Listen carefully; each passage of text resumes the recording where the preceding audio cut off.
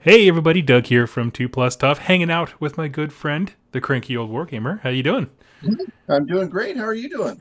I'm doing exceptionally well. So yeah, we're Yes. just having ourselves a little hobby evening, and it's been a heck of a week. Would you agree that it's Yeah, been a heck of a week? wow. Yep. So, and I'll go to the downward cam here so we can all see what we're painting. There we go. I don't always have guests on. So yeah, they got the downward cam of me. They can see your beautiful face. And yeah, go ahead and tell us what you're working on, friend. I'm working on Leviathan for my Deepkin army. Nice. Now Yeah. I know you had Deepkin. Have you played them?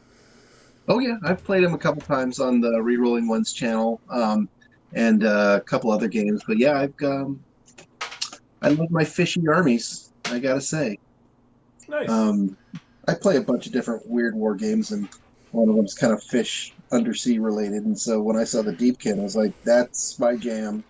Yeah, That, actually, that's an interesting point. So tell us about your channel, what's on there, yeah, so yeah. folks can get to know you a little bit more. Yeah, sure. Well, I'm Cranky Old Gamer on YouTube, and I've got a Facebook page which I don't really update much anymore. I'm mostly on YouTube now, but I do a lot of different war games. Shu from Rerolling Ones once said that I was the Guerrilla Miniatures Games of the Pacific Northwest, but I think that's kind of I'm nowhere near that famous. And you don't have Nor a do I. thumb ring? Oh man. I know, and I don't talk about my games. No, About love yep. you, love you, Ash, love you. But no, and I'm happy to be small and humble. But I play. I have AD miniature wargaming ADD worse than anybody else I know. Well, except maybe you, love you, Doug. Yeah.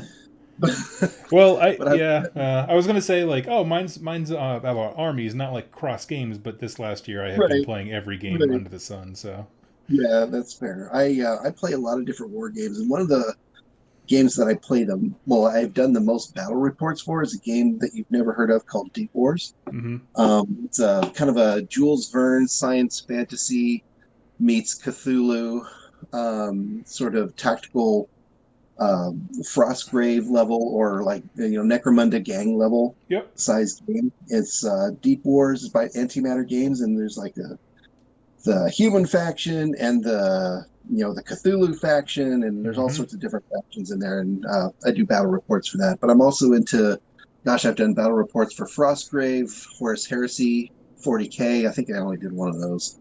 Oh, I didn't know And you I'm did a Horus Heresy battle report. Yeah, I did like two or three of them. Okay, cool. Um, I'll check this out. yeah, yeah, thanks. Yeah, and I'm getting into BattleTech, so Yeah.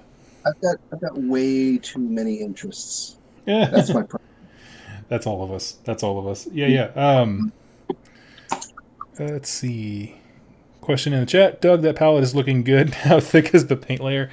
It's it's pretty darn thick. it's Nice. it's it's like a approaching Dairy Queen milkshake level thickness. Ah, love it. So yeah, well, I want to have you on because one, you're a local friend and generally all around person. And Thanks. how did we meet? I don't really remember. I remember like here's the thing. I remember I know like how we going met. to I a bunch of remember. those swap meets, and I always Mhm. recognize you, and you're like, "Hey, Doug," and I'm like, "Hey!" Like I just kind of intrinsically knew you. Yeah, yeah, yeah. I remember how we met. Okay. We were in. There was a local game shop that closed recently, sadly, because it was a wonderful game shop. But we were in a local game shop called Heroic Knight, That's and you were right. selling two up tough mats, and I was looking for a wargaming mat. And I was like, "That's a great looking mat," and we just kind of bumped into each other. And I said, "Hey, it looks like you're selling these mats. Um, I'll take one."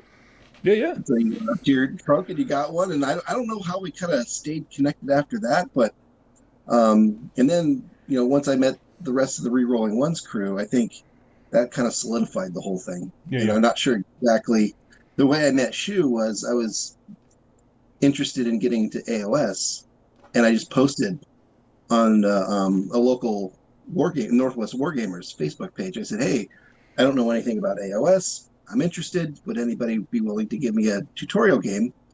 And Shu popped up and said, "Yeah, I'll give you a game." And so I took my Nurgle, and he was playing Skaven, and we went to the same gaming store, played a game, and I was hooked. She was a great teacher, great opponent, and I just love everything that they're doing with AOS. The aesthetic, the focus, the a little bit more wild fantasy armies. Yep. Everything about it just speaks to me. So that's awesome. We got some people in the chat asking more about. It's called Deep Wars because didn't know the name, but yes, the game called Deep Wars.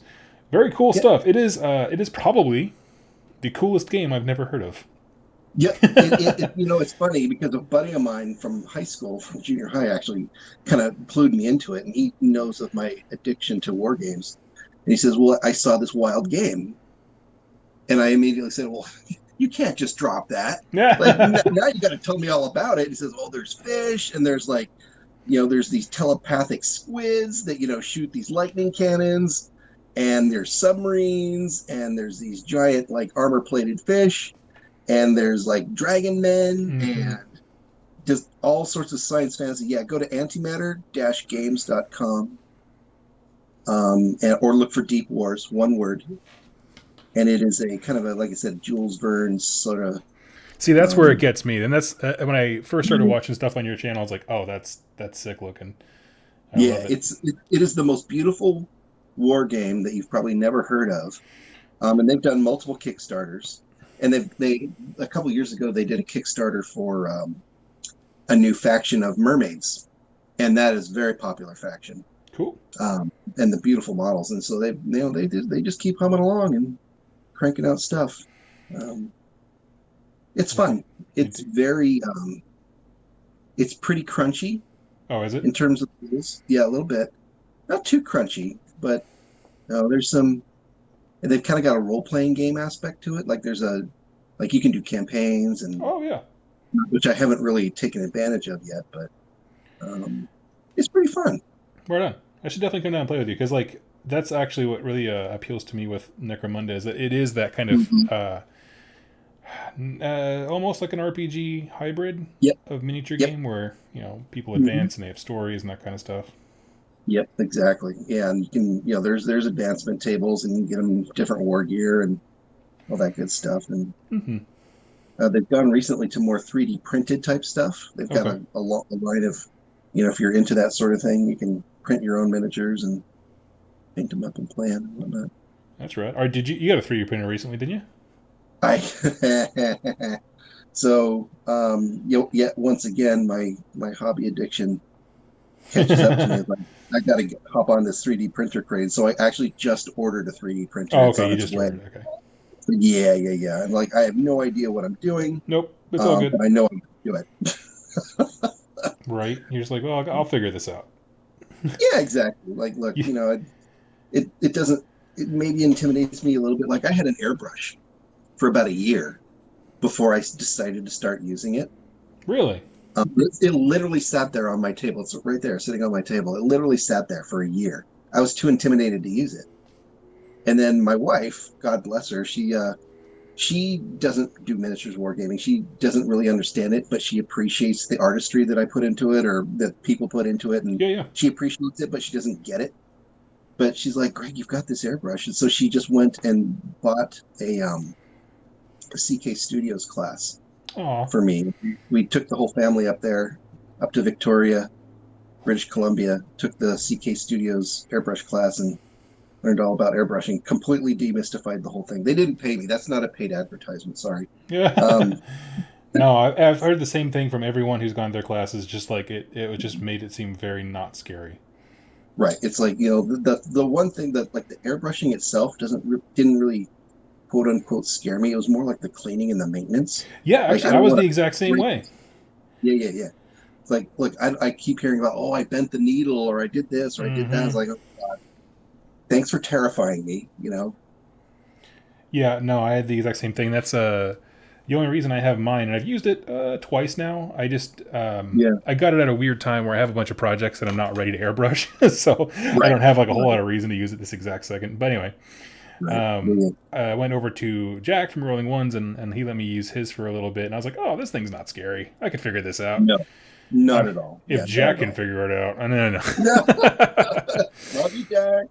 It was super helpful. Honestly, like at the end of it, I was like, "Can I watch you clean it?" And like he was like, Yeah. yeah." I was like, "Yeah, this is like He's because like, it's scary." you cleaned Like it? all I hear online is bent needles and clogged Yep. airbrushes and things go wrong when you switch colors and Right. Right. Well, and the thing is that there is some myths, just like with anything that that needs to be demystified. There's some myths about airbrushing, like it's going to make everything faster, and it yep, does make things faster, but it only really kind of makes things faster if you're going to do them in batches, yep. like painting an individual minute. If you're going to paint one miniature at a time, probably not going to save you a whole lot of time. Hmm. It's going to make it look great though. Yeah, yeah. You'll have one So, baller miniature, right, but just one. exactly. Well, what are Yeah. you working on right now, Doug? For me, this is Goliath from Necromunda. Nice. I bought that box. And it's so funny. Goliath or Necromunda is like totally my jam. Oh, really? And for the life of me, I cannot figure out why I have not started painting that stuff. I don't know, man. Get on it. It's Me and really, you, we can do this. we got to get a game in. Jack has the Van Zar gang. They're not built yet, but he went out and bought them because I infected him with my enthusiasm. Yeah. So, and I'm learning right now. I put a request in at there's a website that does Mhm. incredible. It's like a really fun to read blog called Yeah. Goonhammer. Oh, I And haven't heard of that one. yeah, it's really good. So it's literally just Goon Hammer, and Mhm. they do a bunch of games, but I think the standout is their Necromunda content, where it's Um, not like a they're a content creator. yeah, it's a blog. It's a bunch of contributors, um, Gotcha. and they have a thing called Necro Monday. So every Monday there's a new article out about it, and it's everything Nice. from like here's how the missions work, and Mhm. here's how each gang can be built out of a box and that kind of stuff. Gotcha. So I found it to be super helpful. Well, my Honestly, Horus go ahead. Heresy. Sorry, go. No, you first. I was gonna say the Horus Heresy group that I gamed with a lot. A couple of them like really went full bore into Necromunda, and it's like I don't know why. It didn't click with me then. Hmm. Maybe we need to give that another look. But it's easy to get into, right? You're talking like 10 models. I've got all this stuff. I just haven't painted it. Yeah, model wise, it's super easy into. The only thing you need is you need terrain and you need books, which I Right. mean I have, so it would be super easy for you. But for the average person, it's a lot of investment in books, to be honest with you. Where are you at with Kill Team? I don't love it. I'm gonna be honest. Mm, Um, the reason I like Necromunda over Kill Team yep. is because um, when I do play Kill Team, and I do have fun, like this last weekend I had great time hanging out with my buddy Ben. He's prepping for a tournament, so our first game was just him crushing me because I'm not a Yeah. tournament thinker. Right. But I wanted to help him practice his list, and the second one was a lot more fun because, well, first of all, I got my head wrapped around the rules a lot more. Like I think that Right. was the biggest Your thing. first game is always it's like that first pancake, right? The trash Yeah, pancake. First exactly. pancake never comes out. Exactly. So yeah, that was fun. The thing about Necromunda that I like is it has the rules to really express. So like, the more and more I play different games, I'm realizing that rules really are a language for storytelling, and that story can be very minimal, which is like more crunchy, hardcore rules where Right. everything's balanced. Think Kill Team, or things can be much more like I don't know, expressive and kind of wacky.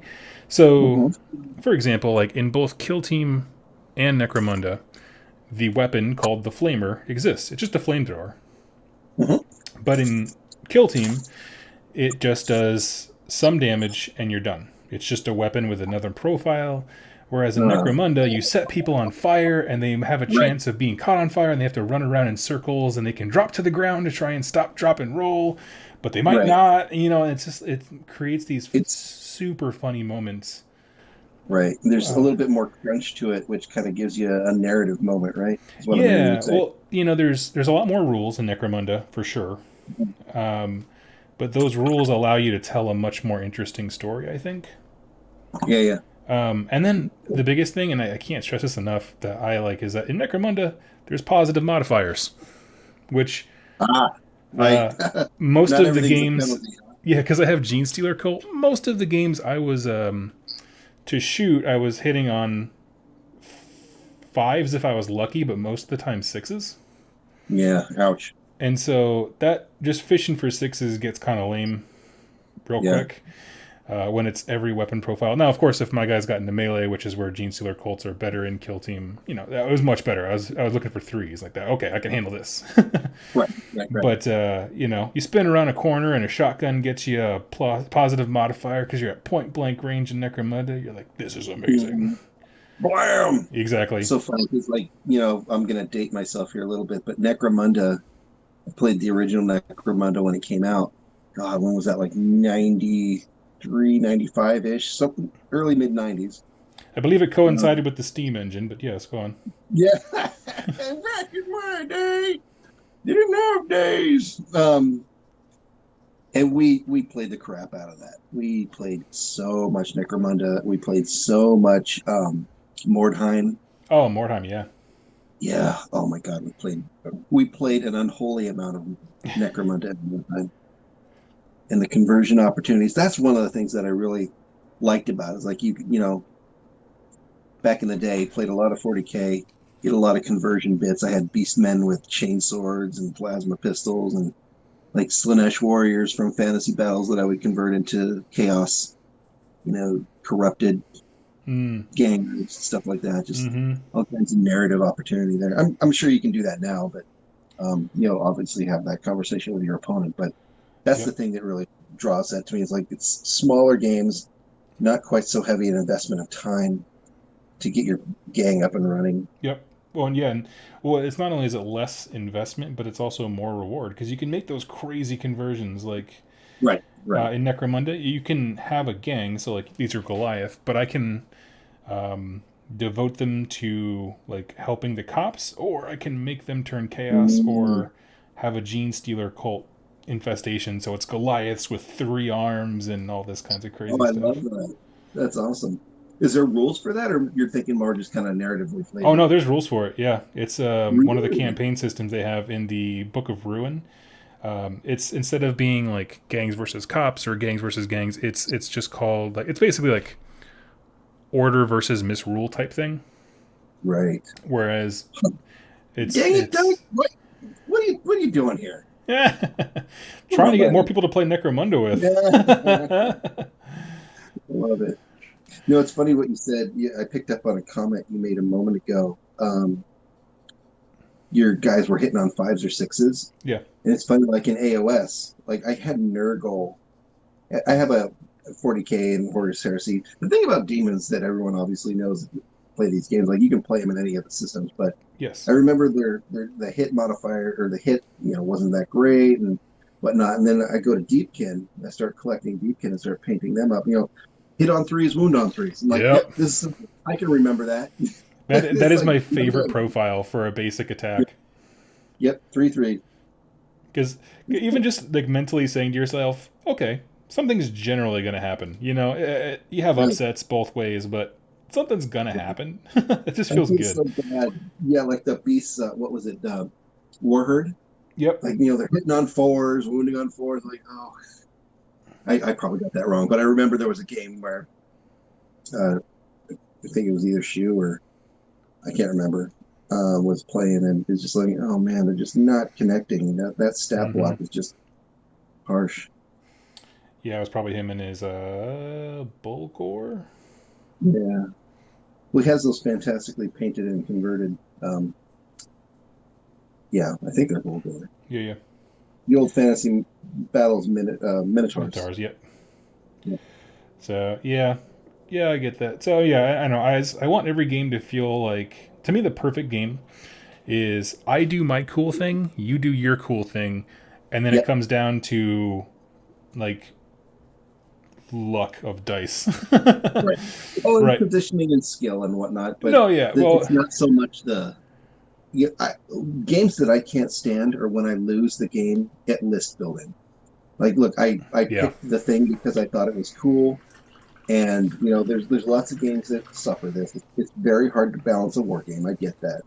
Like when you pick an army, and there's like literally no hope based on your list choices. Like I think of Tyranids, 6th edition Tyranids, like there's just no hope. Like Knights came out, Imperial Knights, like Yeah. literally zero tools to Huh. handle a knight.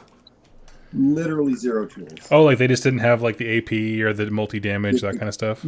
Exactly. They didn't have enough damage. A friend of mine came over to my house. We were playing a little bit of Garage Hammer, and he brought his knight list because they were the new hotness, and he wanted to get them on the table. And I had so many Tyranids. I've since sold them. I kind of wish I hadn't now, but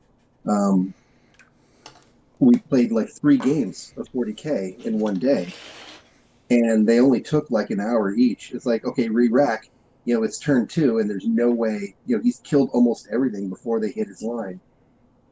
And like my Carnifex, narratively, it's supposed to be able to smash vehicles and just this gruesome death machine. It like literally bounces off a knight, like ridiculously bounces off. It's like, I get it. Games are very hard to balance, but when you have a list that cannot possibly win, or a battle tome or a faction, I don't necessarily expect it to be equally effective against every other faction, but when there's no hope against us, like like the entire faction is a hard counter. That doesn't. Yeah. Well, you should always, for it to be a game, both players should always feel like they have a win, something that they can do. Exactly. But, yeah, that's why. I mean, like, I don't know. Yeah, and I can't fathom. I wouldn't if Games Workshop was like, hey, listen, Doug, we think you have some great ideas. Come work for us, and we'll help you. Like, we'll let you redesign the game. I'm like, nope, Like exactly. Like, how do you get that right? That is so hard to get right. I feel for him. Exactly. I'd rather be the Monday night quarterback than Right. Like no way I want or to Tuesday, whatever it is. Yeah, sports thing. Yeah. Absorb all that hate. Yep. Or I don't know. Maybe I would do it and then just have to go like on a full media blackout or something like that, so I couldn't. I don't want to know. Exactly. I cannot know what you people think of me. Oh man, I started this turtle a long time ago, and I kind of put it on the shelf to work on Jack's stuff. Well, that'll never end, so you might as well put that down. Geez. No, it's dead. But it's kind of nice to get back into this guy. I want to get him on the table and on the channel. Yeah. So what kind of Deepkin list do you have now? It is so the net lists tend to sort of focus towards lots of eels, but I have a pretty balanced approach. Mm-hmm. I've got 20 Namarti. I've got 20 more on the table that need paint. Thralls, sorry. I realized that was ambiguous.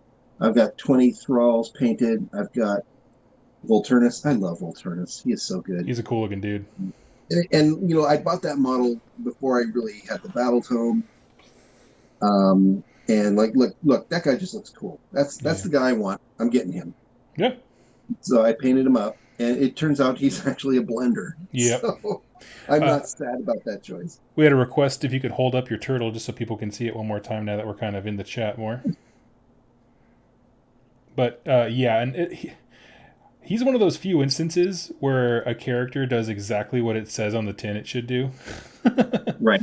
Exactly. He's go ahead. No. Yeah, he's not messing around. No, I mean like, what is it? The last rerolling ones battle report when Shu just like crashed Thankful straight, and thematically he should, right? He should be like this huge wrecking ball, but he just got toasted. But like I did the same thing. I remember watching that. I was like, oh no. Yeah. And then I did the same thing. I'm super guilty of that with my Glotkin. I was like, oh yeah, this guy hit 18 wounds, 4-up save. He's supposed to be like this big beef mountain. Just gets eviscerated. And you're like, oh. Yeah. I forgot. Part of this is still a game and not like a role-playing experience. Right. I've had friends in the past that got so upset with like, look, you have to disambiguate, or you have to separate in your mind the fluff. Yep. With the rules. Like they don't match, right? And when they do, I don't know if it's happy coincidence, but Not even sure I would go so far as to say it's the exception rather than the rule, but I think you can't go in with that expectation. Yeah, I would say definitely more with characters than other stuff. Because I mean, generally That's for true. normal units, like if it says it's like a light skirmishing unit, it generally is you know Right. high No, that's movement, weak armor, that kind of stuff. That's fair. right. But Right. yeah, for sure, when it comes to characters, is like don't trust anything you read. And it's going to change between editions, Yep. so don't get too set on it. Yep. That's just the hobby that we live in. So that's why. Well, it's part of the reason why I'm like, I don't want to play named characters. Like, they disappoint me, and I would rather make my own and that kind of stuff. Yeah, yeah. I'm generally on that fence or on that ride. I don't know. I'm failing my metaphor skill right now. I'm generally in that same place. Oh, you're good. Yeah. Oh man, I'm trying to decide what color armor I want to make these Goliath guys. If I want to go with the classic red or mix Mhm. it up. I've seen some pretty hot yellow Goliaths, um, or like industrial orange. See, here's the issue. My Gene Stealer Colt have orange, and and my Escher are yellow, like the typical scheme. No bueno Yeah. for that, anyways, right? Plus, I need to have these be a cool color so I can entice you to play when I let you use them for a demo game. Love it. Love it. Absolutely love it. So, It's funny. My buddy, good buddy Paul, went to Adepticon with him last year. He has a Cawdor gang, and they're just beautiful. mhm. Those models are intense. That's my next thing. So I had one box of Goliath because I was like, oh, they came with. I bought an opened version of the first of the new version where it's like Escher versus Mhm. Goliath and Yeah, the flat board. Anyway, so I did that. It's like, oh, I have right. them. I'll paint them, that kind of stuff. But Escher and the Cawdor are the ones that are like, these gangs are sweet, and that's the ones that I really wanted to play. Escher's got a lot of poison, right? It's got a lot of what? Poison. Yes, yeah, they're all about poison and in various forms. So like they have what do you call it? Poisoned like blades, so they can stab Yeah. people better. But then also stuff like what's a better example? Like a one of them has like it's a flamethrower in function, but it actually is just a big cloud of gas that it shoots. So, but it Nice. uses Yeah. the same flamethrower template. But man, everything under there is just nuked. But it's Gotcha. she has to get there. Does Necromunda use the old 40K like blast templates and flamer templates? Yep. I think they got away. I haven't played 8th edition 40K, but I think they got away from that, didn't they?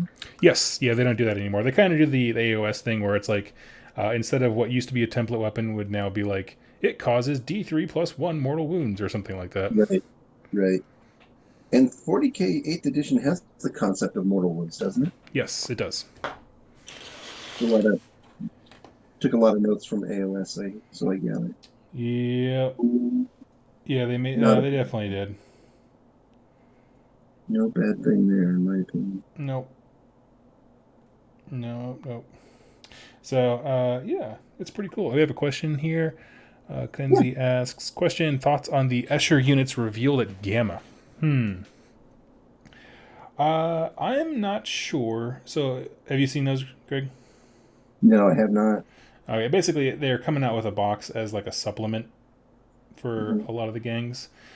And actually, I don't think I like black boots. I'm gonna hold off on that and repaint them. So basically, yeah, all the gangs are getting like a new box over time, and so the Oh, one for Escher is what's it? Two of them are like these. They died, but then were resuscitated with a whole bunch of drugs and stuff, and so they're no. like, kind of like zombies, but not quite. Got And then what's the other ones? There's a bunch of little pets that they have, so they can all have like a little cat that goes with them and attacks the enemy. Then there is there's some Escher girls with like bows, like, and they shoot toxic arrows and that kind of stuff. Oh, nice little Lara Croft action thing Yeah, going there. pretty Man. much. Love it. So yeah, there's some cool stuff there. I'm more interested in the COD War one because I like the Escher gang I have built for sure. So yeah, I'll probably end there. They got some Goliath guys that just look like roided out and look like Bane, which is just awesome looking. Yeah, that kind of speaks to me. I have the box set, one of my many hobby junkyard abandonment projects over there behind me. Probably can't see it, but I've got so many things back there I've got to build and paint. Maybe this is a good time to kind of get caught up on the backlog, right? But oh my gosh, yeah. To me. Yep, they're cool. And then Jack's checking out Van Zar with all the special weapons. Mm-hmm. Nice. So I don't know. I'll convince all of you. Yeah, you will eventually. And then Shu says he likes wacky rules. I'm like, why are you playing Kill Team instead of Necromunda? What do you... Shu convinced me. To do what? Yeah, Shu convinced me to play Kill Team. Oh, gotcha. Yeah. I'm looking forward to getting some games in. Oh, it's cool. But now that this whole virus thing hits, like everybody stay home, so who knows when that's gonna happen. I know. Yeah, there's that common joke online of like, oh, gamers are like, oh, this is how I always live my life, but it's like, right. It's different when you can't go to the game store and just chill out. Right. You got to find different ways to. It's important for everyone to. I feel it's important for everyone to still try to. This is pretty rich coming from an introvert like me, but you gotta stay connected somehow, right? Because after 2 weeks of doing this, if everyone's going stir crazy, that's not healthy either, right? Yeah. So, take care of yourself. Yep. There's a bunch of us details to come that who were going to go to Adepticon but couldn't and are trying to work with, particularly AOS coach, and he's trying to organize basically like a Adepticon or something. Yeah, like Adepticon can't be have to be at home kind of watching the stuff online. I'm trying to think. TV guide. He's trying to assemble like a TV guide of like where people can go. Yeah. To find. Man, that was sad how long it took me to come up with TV guide. That thing is such an ancient. Well, no, it's like, hey, you didn't age yourself there. Yeah. Well, yeah. I was never going to ask you what a TV guide was. It's right up there with like, I heard there was a tome that had all the phone numbers in my local area. Right. And you're like, what? Back in the day. My daughter, she's 9. She said to me, "Papa, did you ever have phones without a screen?" I was like, "Shut up."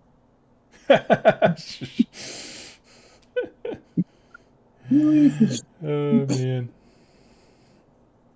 I love it. I remember 3 minutes after 9. Yep. With my crappy little flip phone. Dial up, remember that? Mm-hmm. Dial up internet. Yep, the terrible sound. Yeah, the modem. I remember having to boot up MS-DOS to be able to play Lemmings. Oh yeah, good times.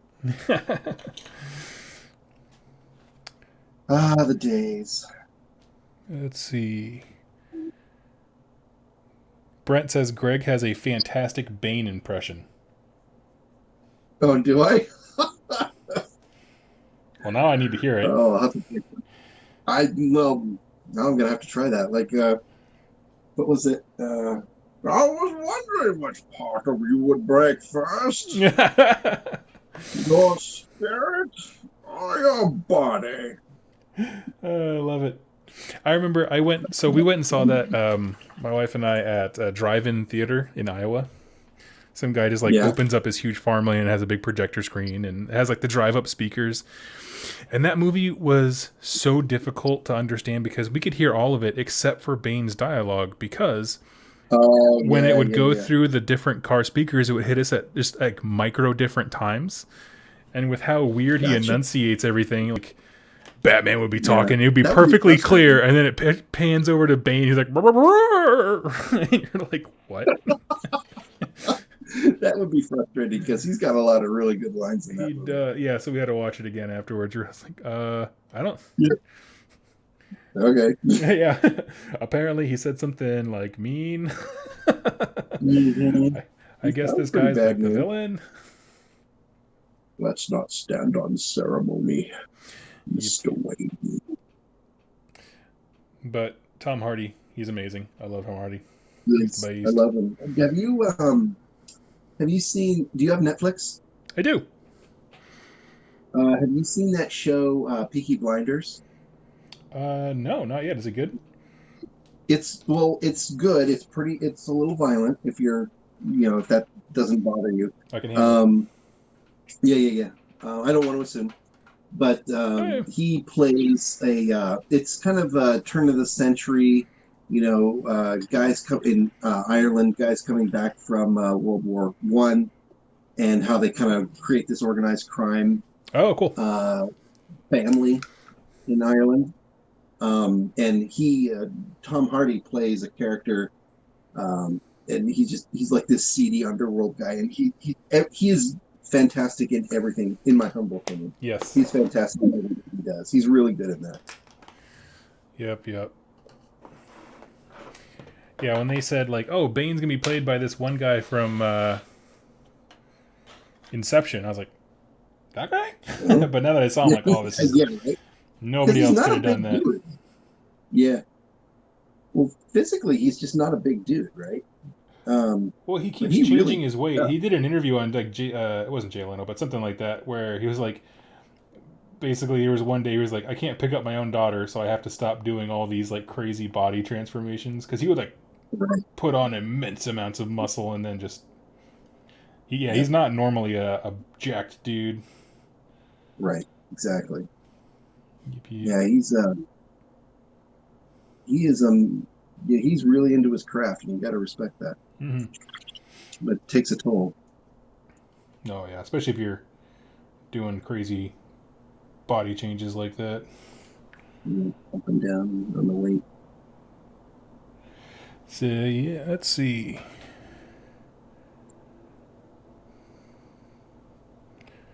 Leaf Erickson says that's awesome. Spezia says hello. Who's lovely new soul? This is my buddy Greg. For those of you who are just tuning in, Hey, from the YouTube channel Cranky Old Wargamer, where he plays all kinds of cool games that you never heard of, but you definitely should. this is fact. Yeah, 100%. 100% Honestly, fact. when I first met you, I thought you were like the creator of Deep Wars, and I was like, "Oh, this guy is awesome! Like, No, he's doing but everything I thank you. want to do, making games, and But no, it's like turns out you just do more promoting for that game than the company I that know. produces it. So okay, I know, right? It's like at some point, I'm like, dude, you got to get out there a little bit more. But that's right. You got to mingle. hmm Hopefully, they yeah, see this and they're like, reach out to you and be like, "Hey, you're our Deep Wars hero." oh, thank you.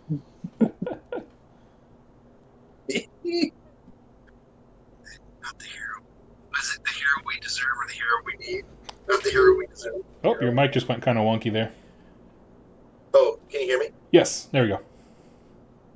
There's something like not the hero you need, but the hero you deserve, or what's that line? Oh, from Batman, yeah, he wasn't the hero he was the hero we needed, not the hero we deserve. Right, that's it. Oh man. So there's some leather kind of straps on this turtle Okay. to kind of keep the armor plates on and whatnot. Yeah. Is it weird to have black leather on a turtle? Asking for a friend. I mean, it's no more weird than any other kind of leather strap to a turtle. Right. I'm pretty sure most biologists would prefer no leather strapped to a turtle. But I'm going to say go for it. It's 100% naga hide. Oh, man. When they said sea elves, I was hoping there was going to be like Naga from Yeah. Warcraft, Yep. but it's a little different. There's definitely some crossover themes there, but Right. I was thinking like fish monsters, not necessarily like elves that also have fish with them. Right. And like I'm hoping, obviously they're not going to take creative direction from me, but I'm kind of hoping, when hoping at some point there's another wave of deepkin models, and like I want things like seahorse cavalry Yeah. and like like Croxagore for lizard men. Wouldn't it be cool if there was like these big crab dudes or something like that? Aquaman style. Like, come on, there's some low hanging fruit here. Is all I'm saying. Absolutely, yeah. No, yeah, I don't know. I I think the only faction, if they ever came out with it, that I would like stop everything. I need to play this. Like this is important to me. Yeah. Was if they had some kind of like werewolf thing where like they leaned into the mechanic of transformation on the battlefield. But the problem Mm-hmm. is, I don't know if they would ever do that because it requires a lot of like moving of models, and that gets really hairy. Like people already don't like it when it's Marathi transforming. Right. Right. But like, if I could use the like the werebears from from Yeah. Warcraft, I'd be like, oh, this is paradise. Yeah. That's actually a really good question. Like, if you could pick the next faction, you'd pick werewolves, huh? Yep, yep. Or like Nice. not even just werewolves, but like maybe like monks who can transform. But yeah, some kind of transformation Mhm. into a beast type thing. Yeah, gotcha. That would be. How about you? What would you pick if you could design the next thing? Oh, that's such a good question. You know, part of, and I might get some flack for this, but I'm just going to be brave. Part of what really attracts me to AOS is that they are taking some chances, like fish elves, Oh yeah, right? Like crazy, like sky dwarves. I was like, okay, that's fantasy enough. But it's well, if you're thinking, Tolkien-esque high fantasy, that's a little out there. yep. I guess. I mean, they've already got like a creatures from the stars space thing with the Seraphon. Mm-hmm. Um, it might be kind of cool. Okay, now you're totally gonna judge me. Not no judgment here. Yeah. You ever see that really crappy old movie called Krull? Crawl. No. Where it's like this fantasy world, but these creatures called the Slayers come back and they take over humanoid bodies and they kind of do their evil bidding. No, that And sounds like, rad. they, yeah, they've got kind of like these bubble helmets, and like this worm comes out of their, like this worm is controlling these automatons in their head. And like when you kill them, they kind of screams and the worm slops out and whatnot. Is this some sort of like tame enough for GW, but sort of body snatcher, body horror, kind of possessed sort of thing Okay. that's not chaos? You know who has that, or at least a concept like that is in War Machine and Hordes. There's an army like that that basically like they can take select units from other factions, and like the idea is like they've enslaved their minds.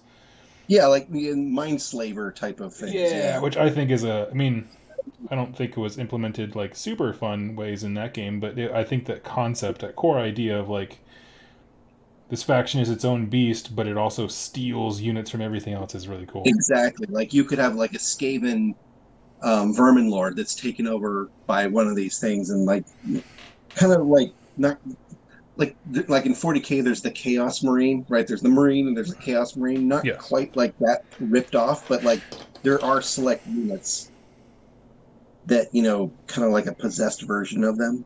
Oh yeah. That I'd be might be super kind of down for fun. that. That's not lame at all. We got some. The only pushback you've had in this chat is that people think that Krull is not cool or not crappy.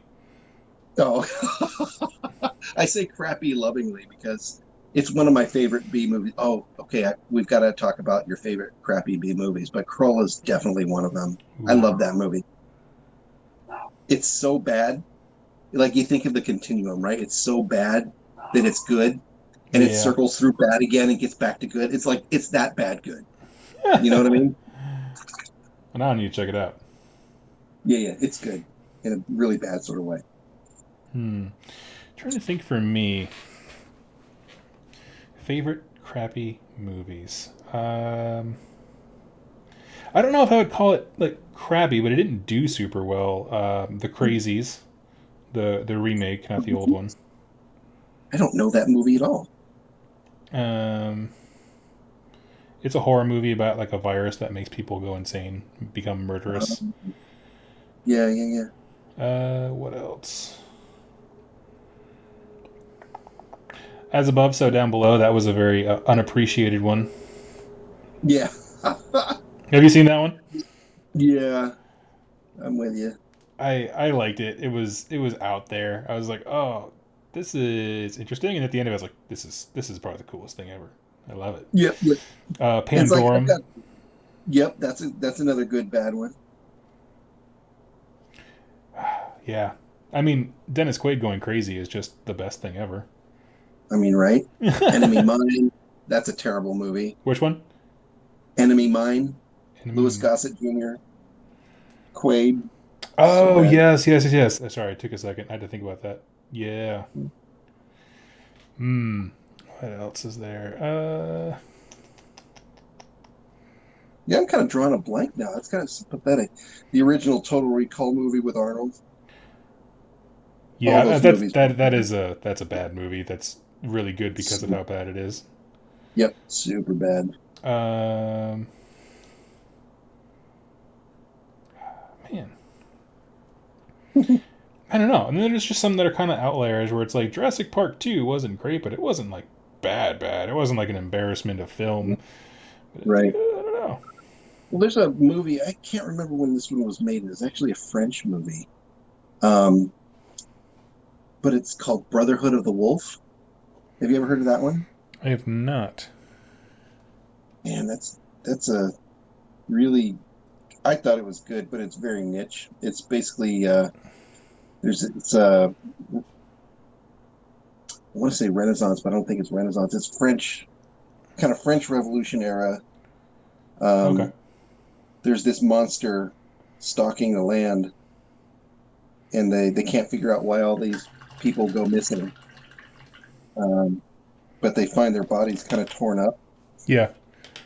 and they call this hunter in to sort of track the beast down and slay it. And I won't give any spoilers, but it's a really cool movie. If you haven't seen it, it's it's in that vein of it's so bad it's good, but it's a lot of fun. Mm-hmm. It takes a pretty darkish kind of turn at the end. I dig it. So we got some suggestions here. We have Yeah. Reign of Fire. That's a great Oh one. yeah, that's a great terrible movie. Uh, Judge Dredd. I assume you mean the old one Which with one? Stallone. Yeah, there's the Sylvester Stallone one, and there's the Carl Urban one. The Carl Urban one was so freaking cool.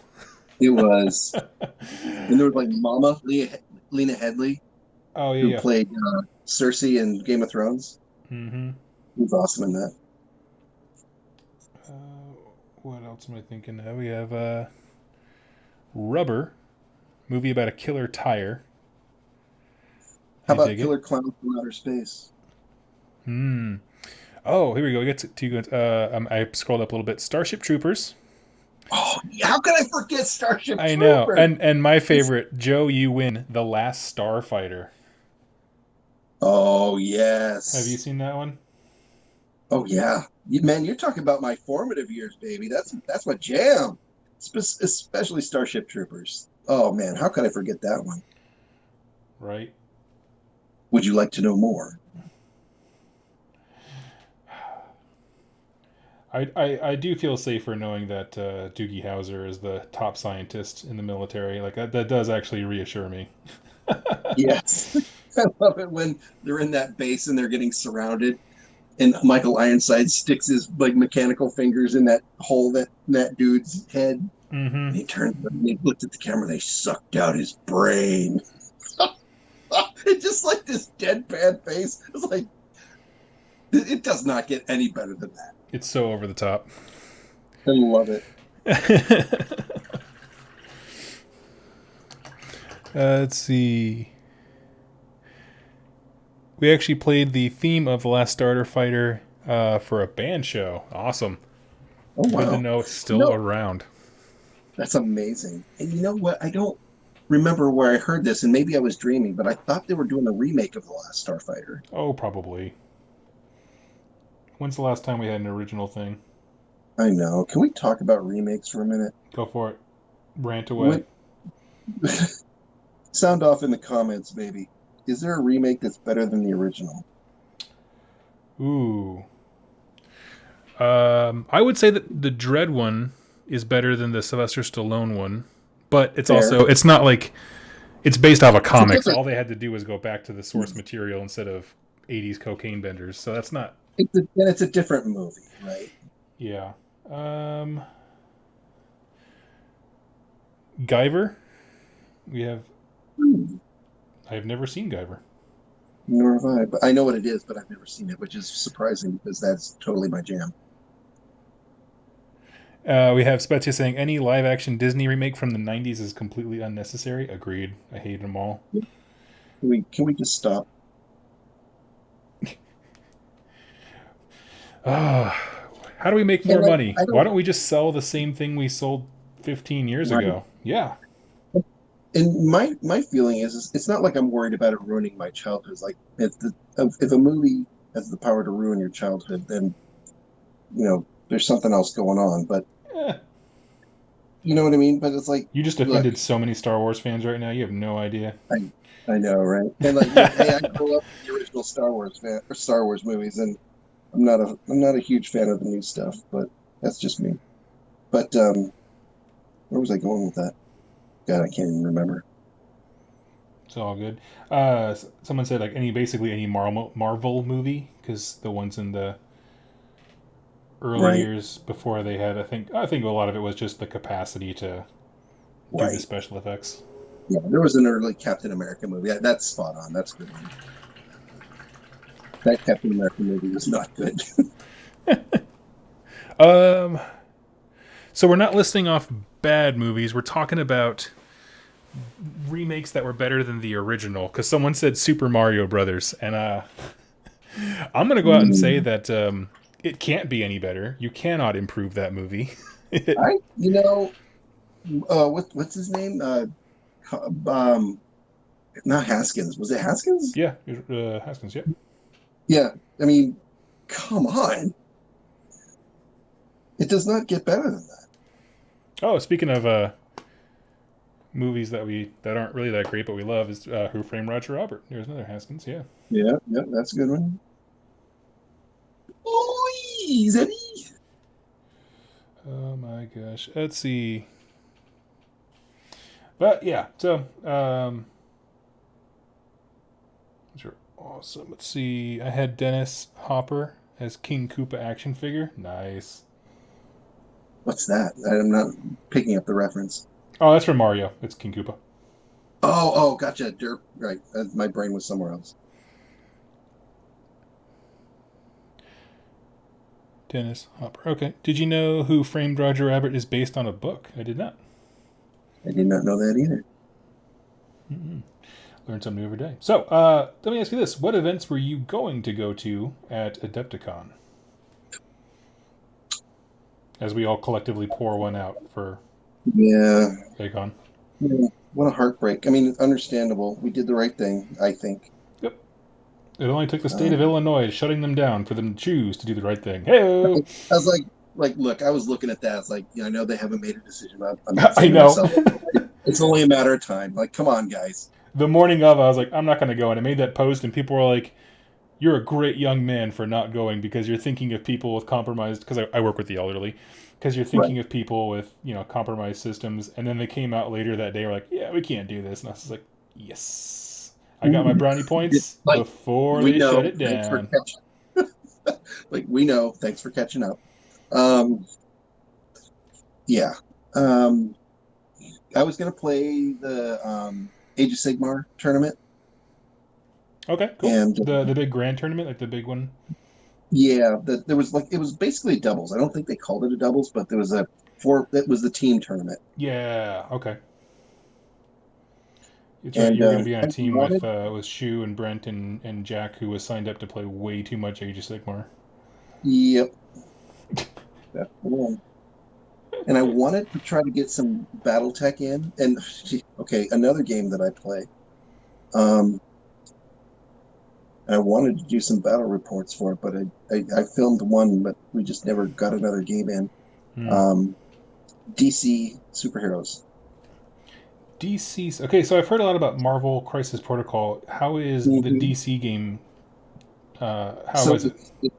it's funny, I looked at some of the rules for the Crisis, Yeah. and it borrows heavily from the DC game. So I'm not saying it's the same game, but it's Uh. kind of the same game. Oh no no. You're doing hot Very takes. You hear it similar. here first.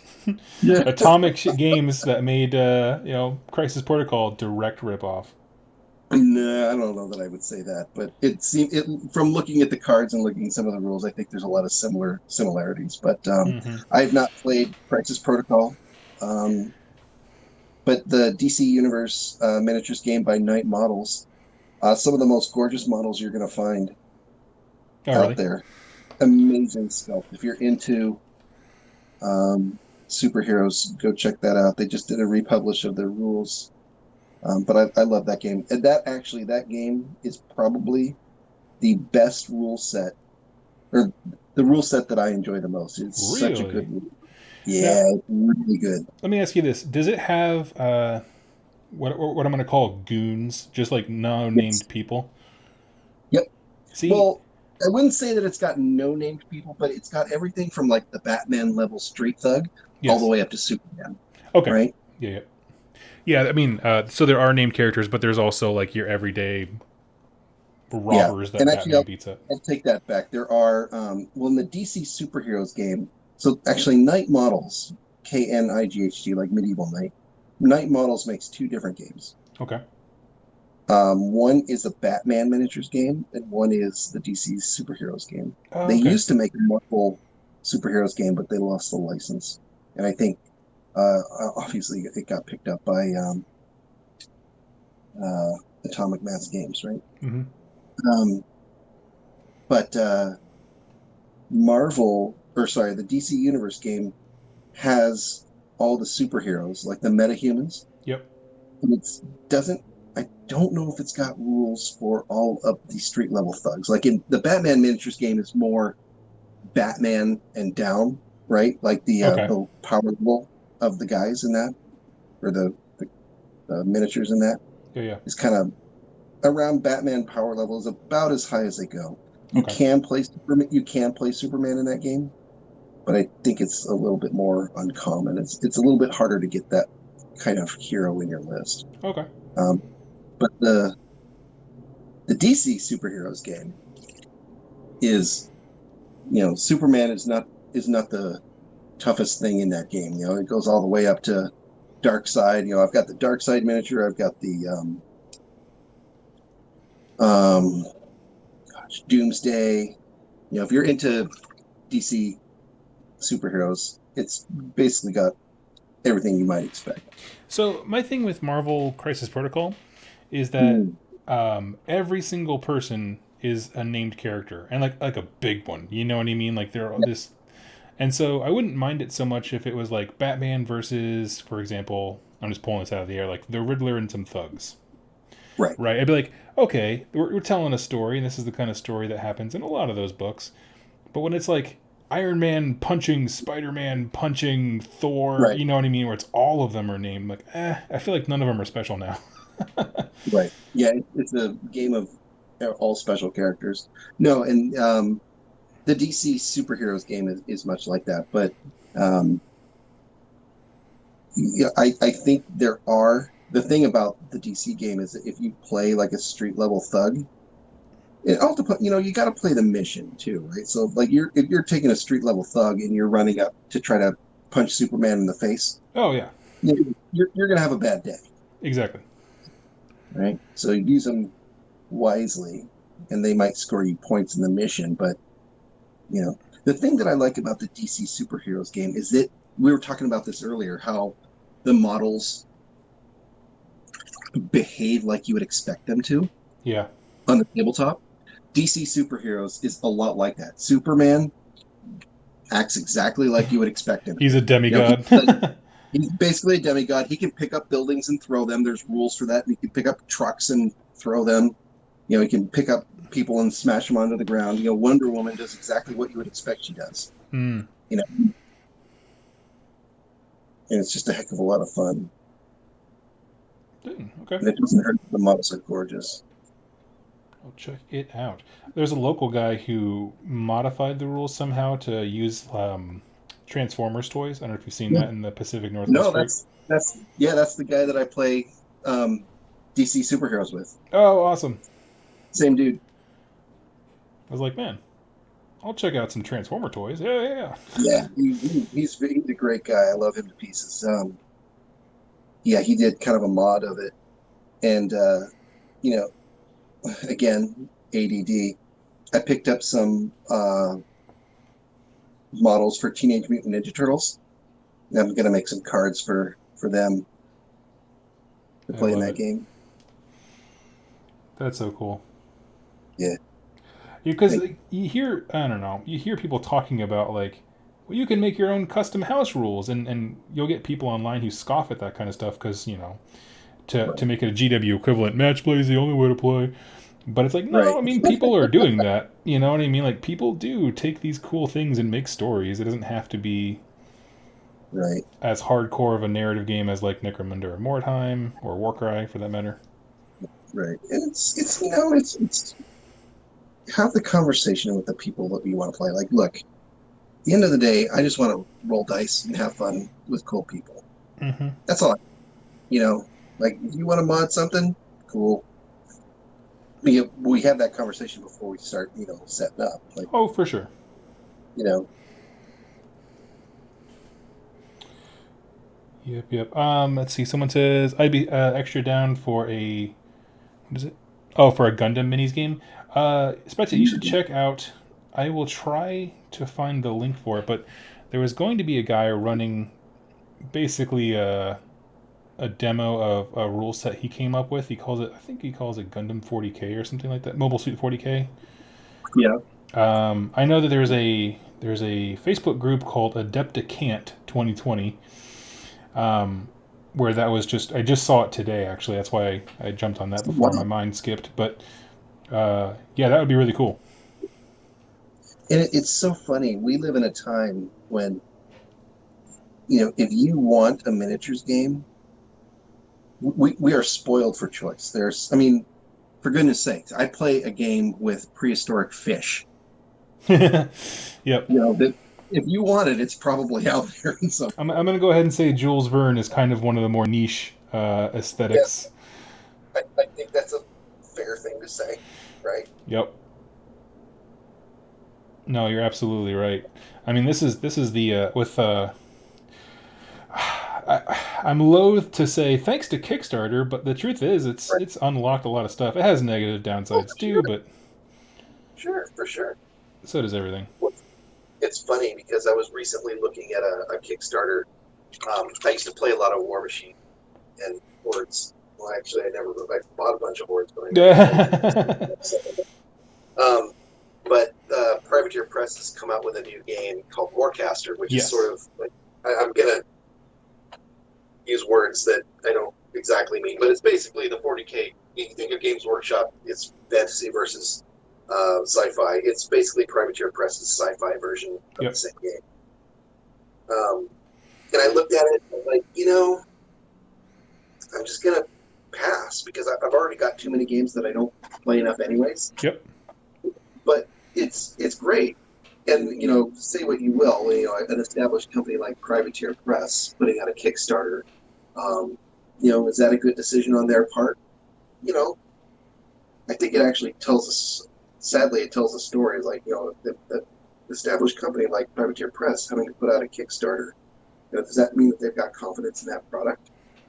I mean, time will decide, but it's a vehicle that they wouldn't have had otherwise. It might not have come to market. Yeah. And actually, I want to open this question up to the chat because it's something that I asked our group when we first announced. It's like, does the fact that Warcaster is a Kickstarter mean anything to you?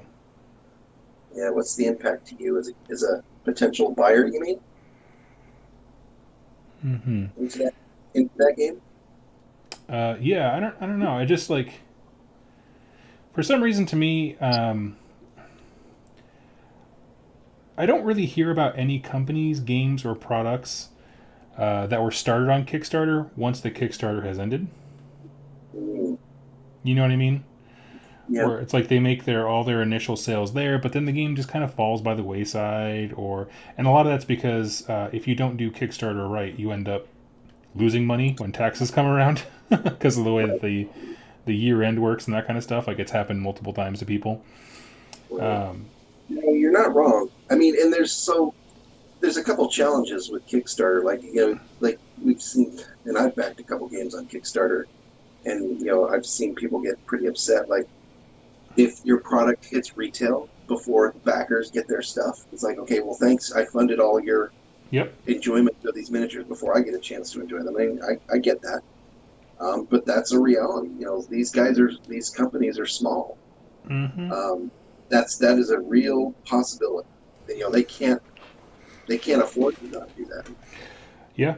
No, it's and I don't like it either, right? But that's reality. Yeah.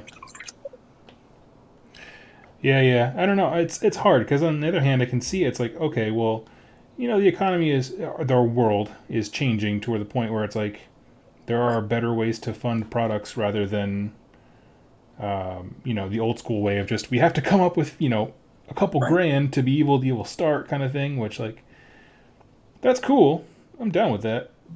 Right. I don't know why it feels different when it's a established company, especially one that like Privateer Press is kind of on hard times, I would say, compared to where they were like 5 years ago, even.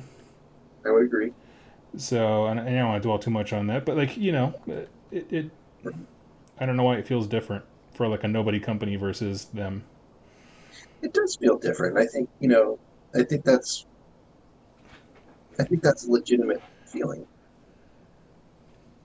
Yeah.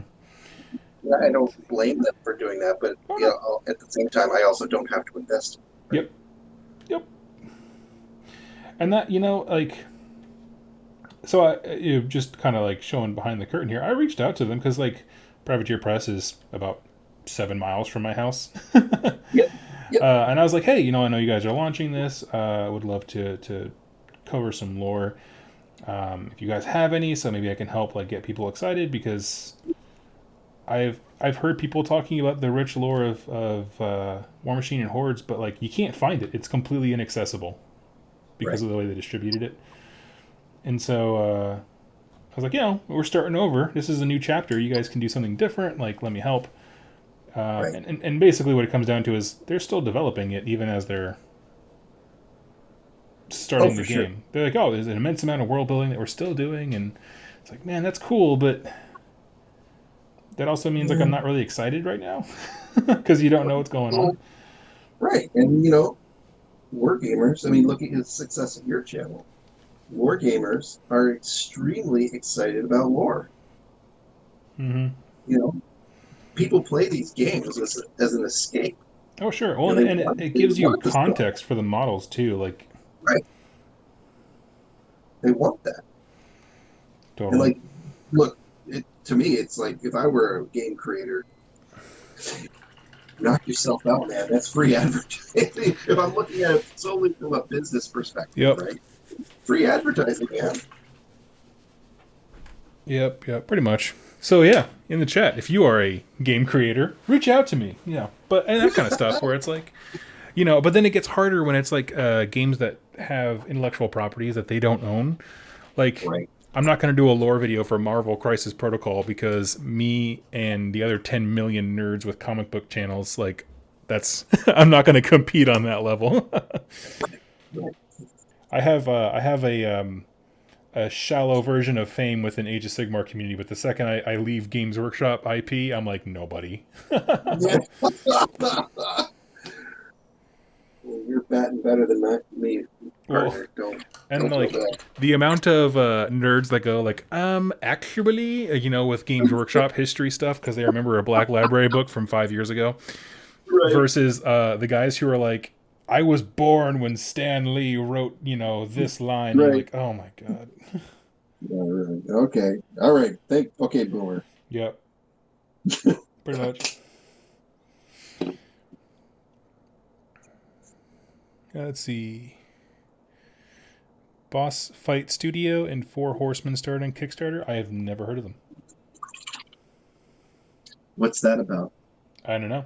Yeah. Yeah. Leif Erikson. Oh, you were reading the comments. Yeah, Sorry. sorry. Yeah, I was reading it. Yeah, I wasn't just like waxing poetically about facts of life. That. Let's see, Doug. I would love to see you do D&D lore. Okay. Ooh. I need to play it first. Actually, one of the things that I'm really bummed about with Adepticon was I was supposed to get my first ever RPG game in with Vince Ventrella. Oh, right. That's right. You've never played D&D. Oh my God. Or any We yeah, any kind of role playing. And every time I say that, people are like, what? who are you, right? I thought you liked this stuff. And it's just like people get really weirdly offended. Right. You're not one of us. Kinda, and then like Right. what is it? I was having a conversation with people and they were like, "Oh, have you read this it was like a Black Library novel and it was about Age of Sigmar." And I was like, "No, I haven't read that one yet." And they're like, "Have you read this one?" "No, I haven't read that one yet." Like, "What are you reading right now?" "Nothing."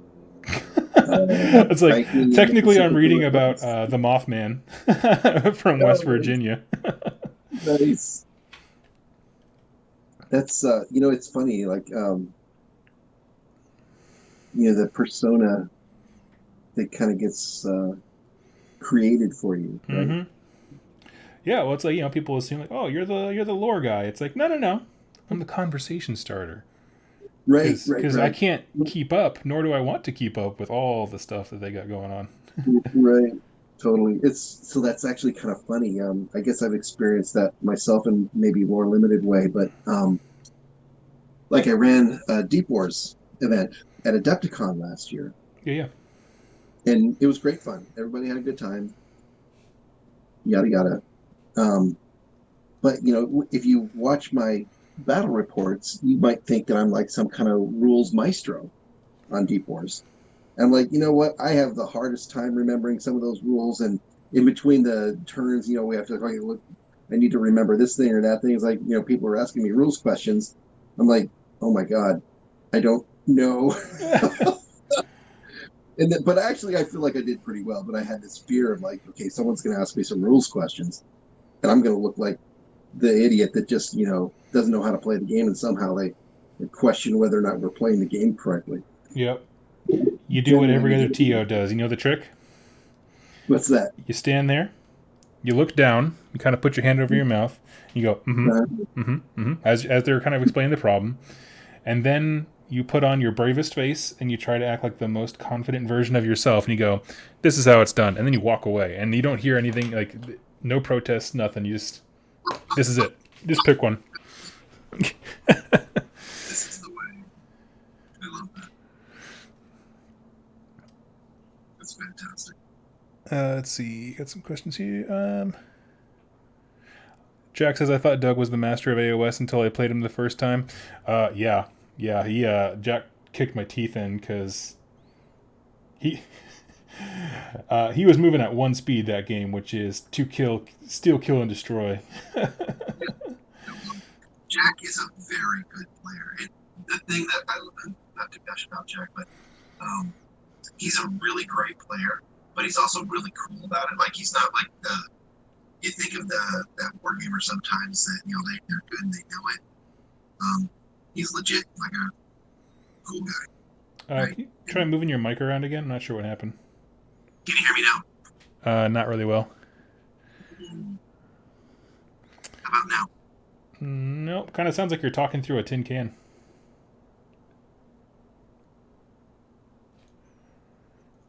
Nope. Now you're just nothing. How about now? Uh, No. no. Still bad. Hmm. Any better? No. People in the chat, does he sound strange to you or is it just my speaker? It might just be my speaker. Hold on a second. Oh. What do they say? I'm just waiting here for a response. Sounds a little whack. Try again. How about now? No.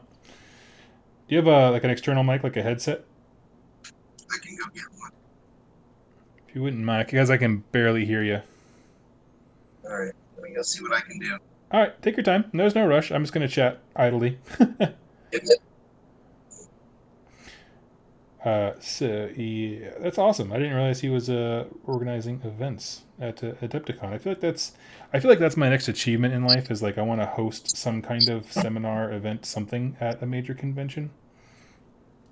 But I got to start locally. I got to figure out what I like to run, and then I'll figure out that. Let's see. Mike might have died.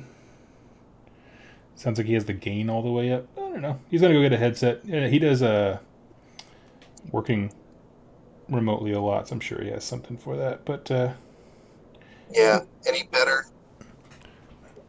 A little bit. Do you have the gain turned up? Someone suggested. No, but I just turned my volume down. How's that? No better? Not really. Oh, bummer. All right, you know what? I might drop and come right back. Okay, go for it. Alrighty, see you in a minute. Mm-hmm.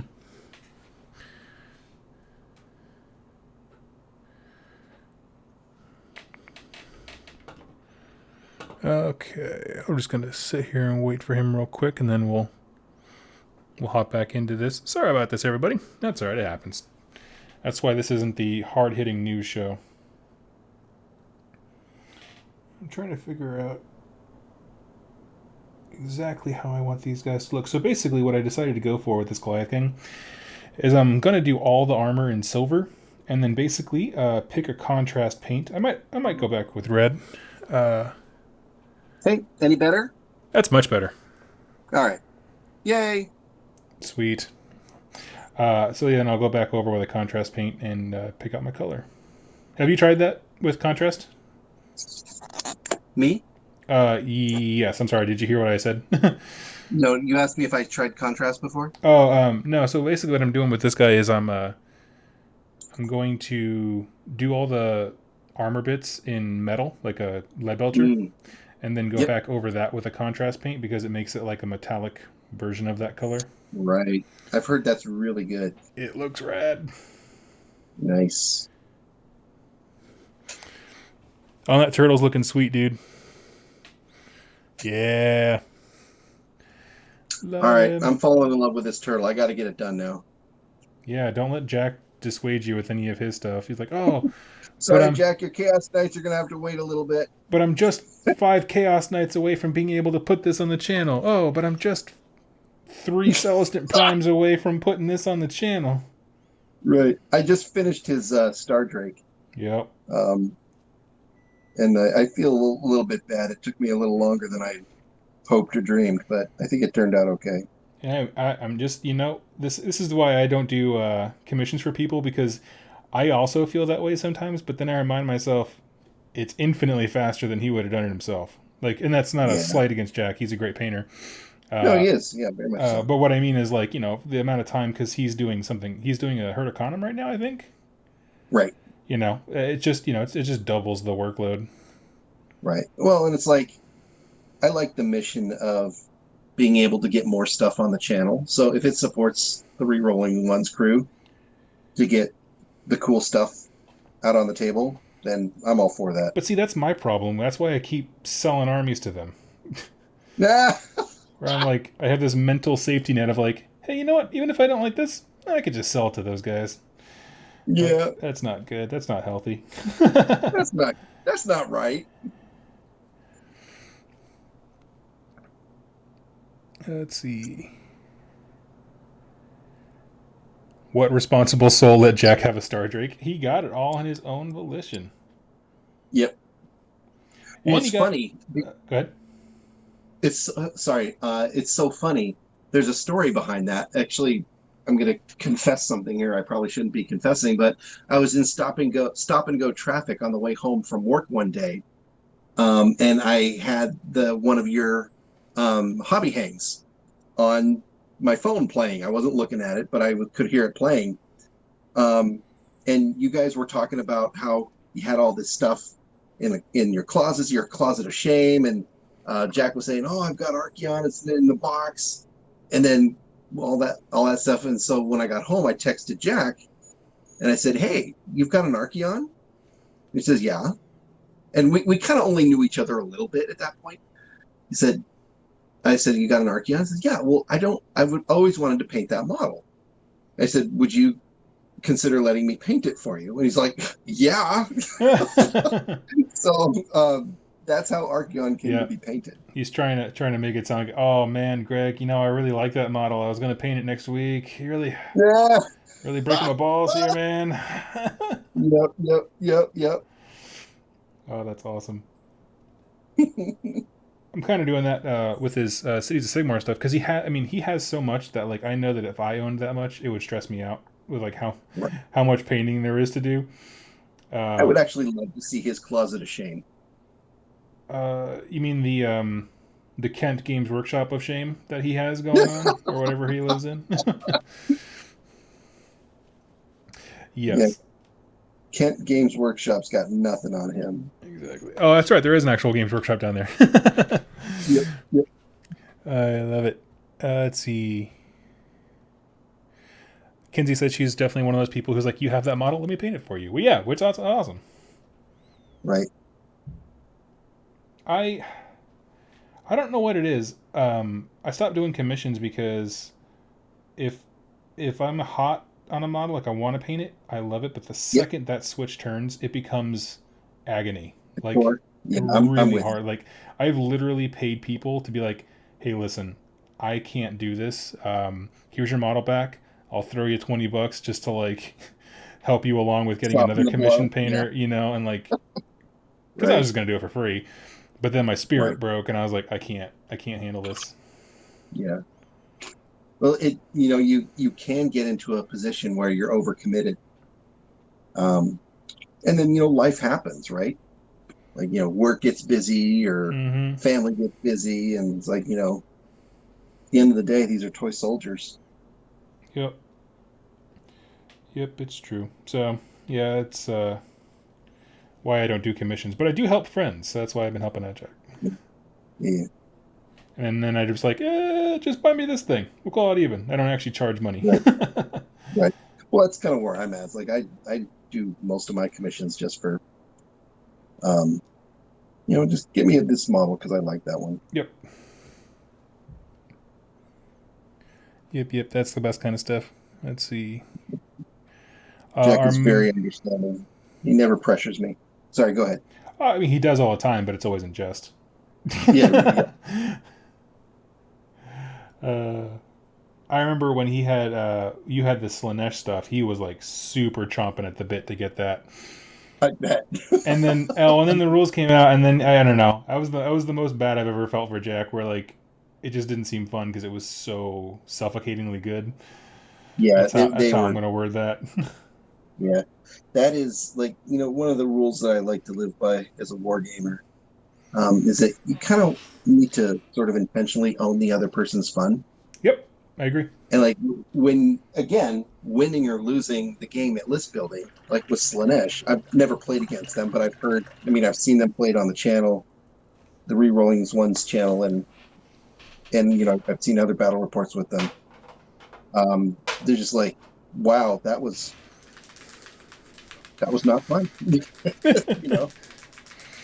No, totally.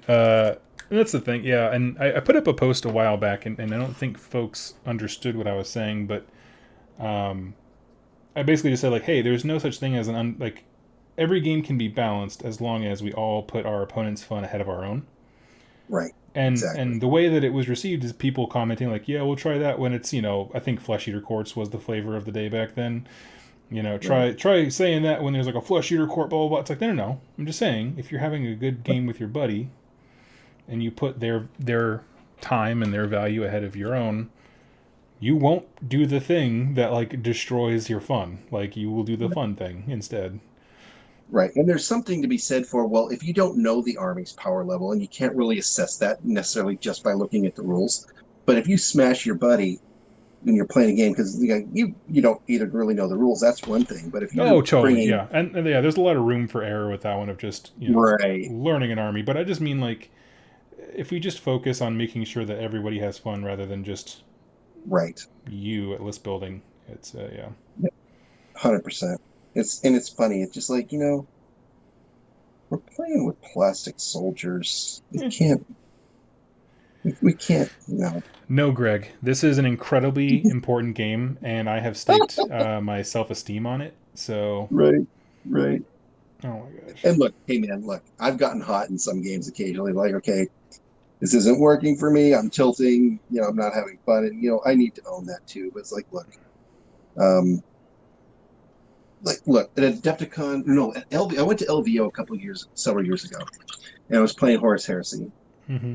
And you know, people travel hundreds or thousands of miles to be at these events, and they're looking to roll dice and throw down and roll dice and have some fun, right? Yep. And so the guy, you know, Horus Heresy, I don't know if anybody here plays Horus Heresy, but the models are from Forge World. Yep. They're extremely expensive. Yep.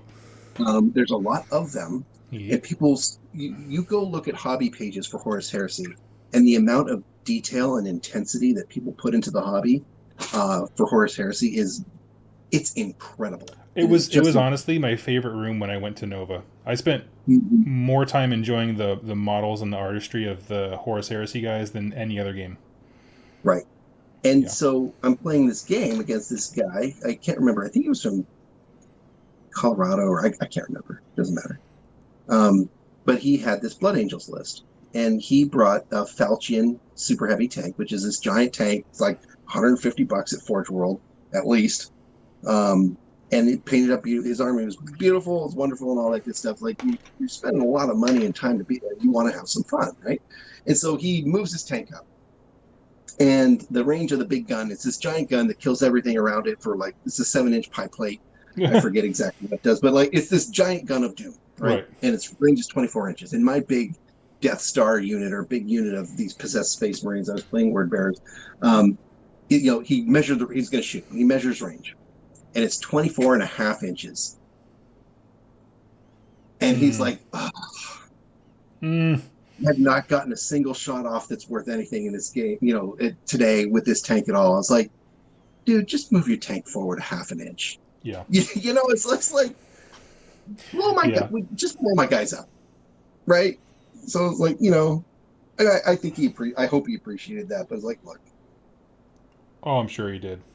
Let's not, you know what I mean? Yeah, no, that's what I was saying earlier, where I just like, I want to do my cool thing, I want you to do your cool thing, and then we're just gonna laugh about how ridiculous all this crap is. Yeah, exactly. Just, you know, blow my crap up, and I can't even remember how that game ended, but you know, it was a good game.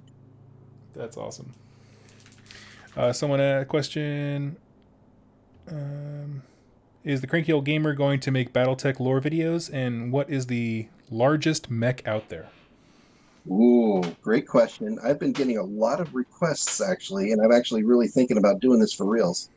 Doing BattleTech lore videos, and I'm really leaning towards the answer to that question being yes. Okay. And I bought a lot of lore books, a lot of the source books, and I'm a little bit excited about it, not gonna lie. So I think the answer is yes. I got to figure out how to kind of do it. And the second question was, what's the biggest battle mech? Yes.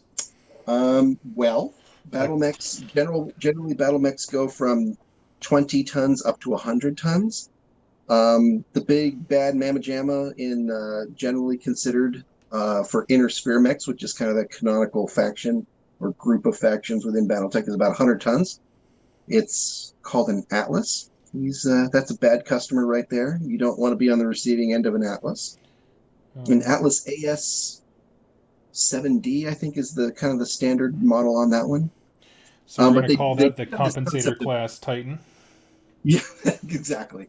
They do have these things called super, or I forget the super mechs or something that are bigger, but they're very nobody really plays with those. They're like 150 tons or something. I can't remember the details on those. I've never actually seen one played, but they do exist. Right on. But if you're into stompy robots, BattleTech has been around. See, that's the fun thing about BattleTech lore is like you think of 40K, that game's been around for a long time. BattleTech has been around forever as well. Um, the lore on BattleTech is so deep. Really? Oh yeah, I dig it. it's kind of Game of Thrones, and that's not really doing it justice. But there's political intrigue, and there's these great houses, and who's stabbing who in the back. There's a lot of like you ever read the book Dune? I've actually just started it recently. Oh, did you? But there's a lot of political intrigue in that. Like BattleTech is certainly about the warfare of giant stompy robots, but it's also there's lots of political intrigue and backstabbing and all that good stuff. So it's a riot.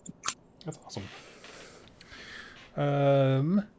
Omniphage Doug, are you giving those Goliath metallic silver pants major respective? So no. They're going to be like these dark gray, and then I'm going to build up color around them. Let's see. What do you think? Oh man, he's looking beautiful. Yeah, I think he's turning out. Mm-hmm. Let's see. Can I post Imgur images? Nope, not in this chat. But you can if you head over to the Discord and link down below. YouTube's doesn't like external links very much in their chat. No. Let's see. Make them 80s style. Feel like the 80s are calling for you. Oh yeah, that's what I did with Have you ever seen my Escher? I have them up on Instagram, and I'm going to be painting a few more up because I actually have way more of those frickin' Escher girls than I thought I did. Yeah, so like last night I was sitting down to do the stream and I was like, oh, we're going to build some Goliath, and I just started like going through the sprues that I have saved up. I didn't realize that like at some point I acquired like 4 boxes of Escher. I was going to say, do you need another box of Escher? No. Do you have them just sitting around? Well, I've got my the 2-player box set for Necromunda, and if I start painting a gang, it's going to be the Goliaths, and I don't have anything against Escher. It's just not my jam, so I would probably either give that away or just let it sit there and wait for a good home. let me grab this new box of girls that just came out and see if I need to fill in any gaps. But yeah, take your time. I also have 2 boxes of Cawdor that I'm very excited to jump into. Well, and I'm trying to sell you all my Space Marines and yeah, I actually Space Marines. I waited too long on that. Now I have to pass on the Chaos Space Marines. I'm giving you a hard time. I know. I was actually going to ask you like, were you going to keep those Goliath like extra bits you got from Forge World? But now it's much better to get you into it and you can actually play them. I see. Like the first bag is free, right? Exactly. Cranky, you already own it all, dude. I mean, it's just right there. I know, right? What's your problem? You're staying at home. I tell you what, I got the Dark Uprising, the big box that just came out recently with all the terrain, and that thing was the biggest beast to paint. My very good friend who I'm gonna describe him as long suffering because of this experience was like, oh, I'll build that for you, Ben in the chat, and I was like, okay. Well, what can I pay you? He's like, no, it's just cool. I like building stuff, which I hate building stuff. It's like, oh, well, this is like the perfect thing. Yeah. And then about halfway through it, he was like, this is a lot. I was like, yeah, dude. That's what I was saying. Mistakes were made. So as payment, I ended up painting his Orlok gang on stream, and so it was a good time. Oh, nice. I was just like, yeah, it's Do I know exactly how many pieces of what came in that box? Absolutely not. Do I know? I would measure it by using the word soul crushing. Oh God. It's funny because I was at a game store recently before the whole quarantine thing was going on, and I saw that box. I was like, I was kind of tempted because, like, look, you put a giant game box in front of me, and I'm instantly tempted. I don't care what it is. So I'm like looking at that thing's a monster. Like, oh yeah, hmm but I Yeah, passed. it's a real beast. And that's the thing. There's a lot of debate about like the value of it. Hmm. Um, and I would just say if you don't play Necromunda and you're like, I know this is what I want to do. I've played a demo and that kind of stuff. It is the best value.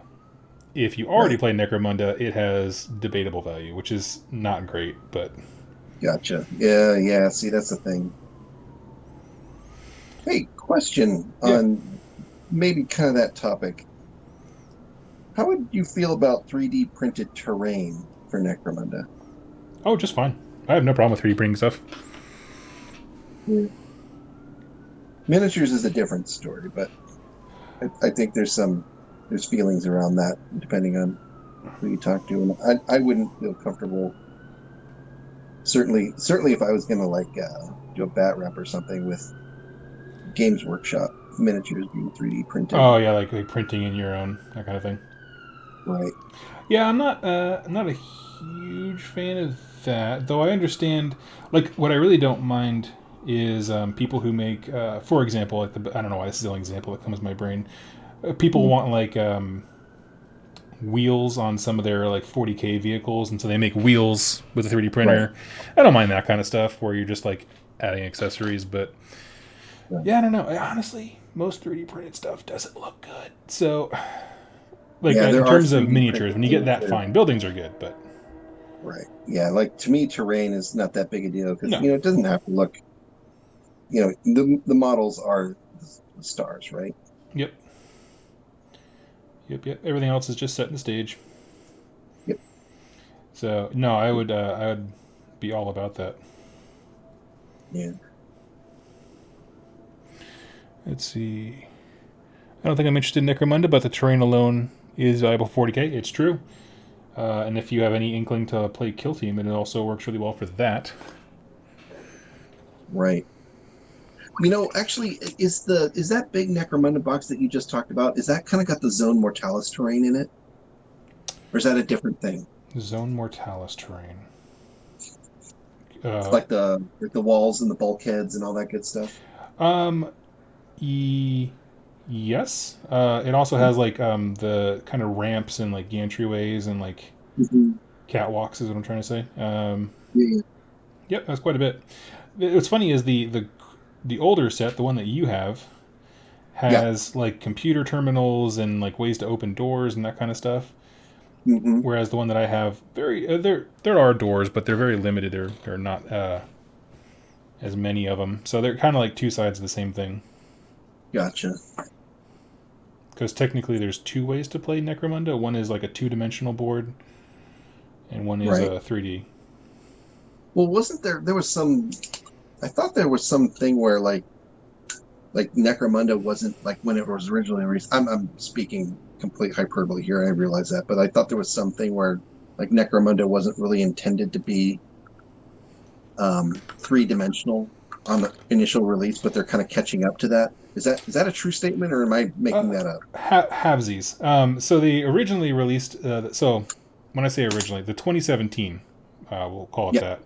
that, box only came with rules to play it the two-dimensional way. And Hmm. then in a supplement called Gang War, they introduced ways to add 3 dimensions to it. And basically what it was is I think they wanted to limit the amount of complexity and use the 2017 box as an entry point. And Gotcha. so having elevation falling and all that kind of stuff, they just kind of crapped all that out and Right. put it in a separate publication. Now, however, if you go by the rule book, it has them rules for both just listed back to back. Right. And Gotcha. I do think there's merit to playing the two-dimensional one, especially if you're trying to recreate something like being locked in a tight corridor or in a ship or something like that. Mhm. it can almost do a better job of storytelling that way. But And yeah. that's exactly what Zone Mortalis is. Kind of in the 40K rule set. Or 40K units is that cramped ship corridors. You're either boarding action or whatnot, and frankly that was probably one of my favorite ways to play. Mm-hmm. Yeah, they just give you in the core set. It's just different ways of like measuring base to base, that kind of stuff, instead of Right. how that all works with 3-dimensional stuff. So yeah, just depends on. It's kind of like Kill Team has both modes now too, Oh, okay. because the original Kill Team was all 3-dimensional, and then they came out with Arena, which was like their tournament pack, and that one was funny because it actually went back to 2-dimensional, Yeah. which is like they just kind of That's like fun. passed each other by, I guess. I don't know. Maybe tournaments are too complicated if they're doing 3 dimensions. I don't know. I don't That honestly. seems I don't fun. know enough about Kill Team. Like, I don't understand the game enough from like a conceptual level to know why that makes a big difference. Right. But I don't know. I know that Necromunda is definitely. They're all narrative events, right? I mean, it's a crazy game. So I feel like people are much more okay with like, we'll do the 3-dimensional one. Yes, I know it's less perfect and clear. I don't care. Right. I need to shoot this guy off a roof and have the dude fall Right. to oblivion. So Well, it really lends itself to more of the narrative style, anyways, because you're expecting a little bit of weird goofiness. Weird goofiness, not like mm-hmm. haha clown, but goofiness, kind of just weird random things happening. Yep. And I love that.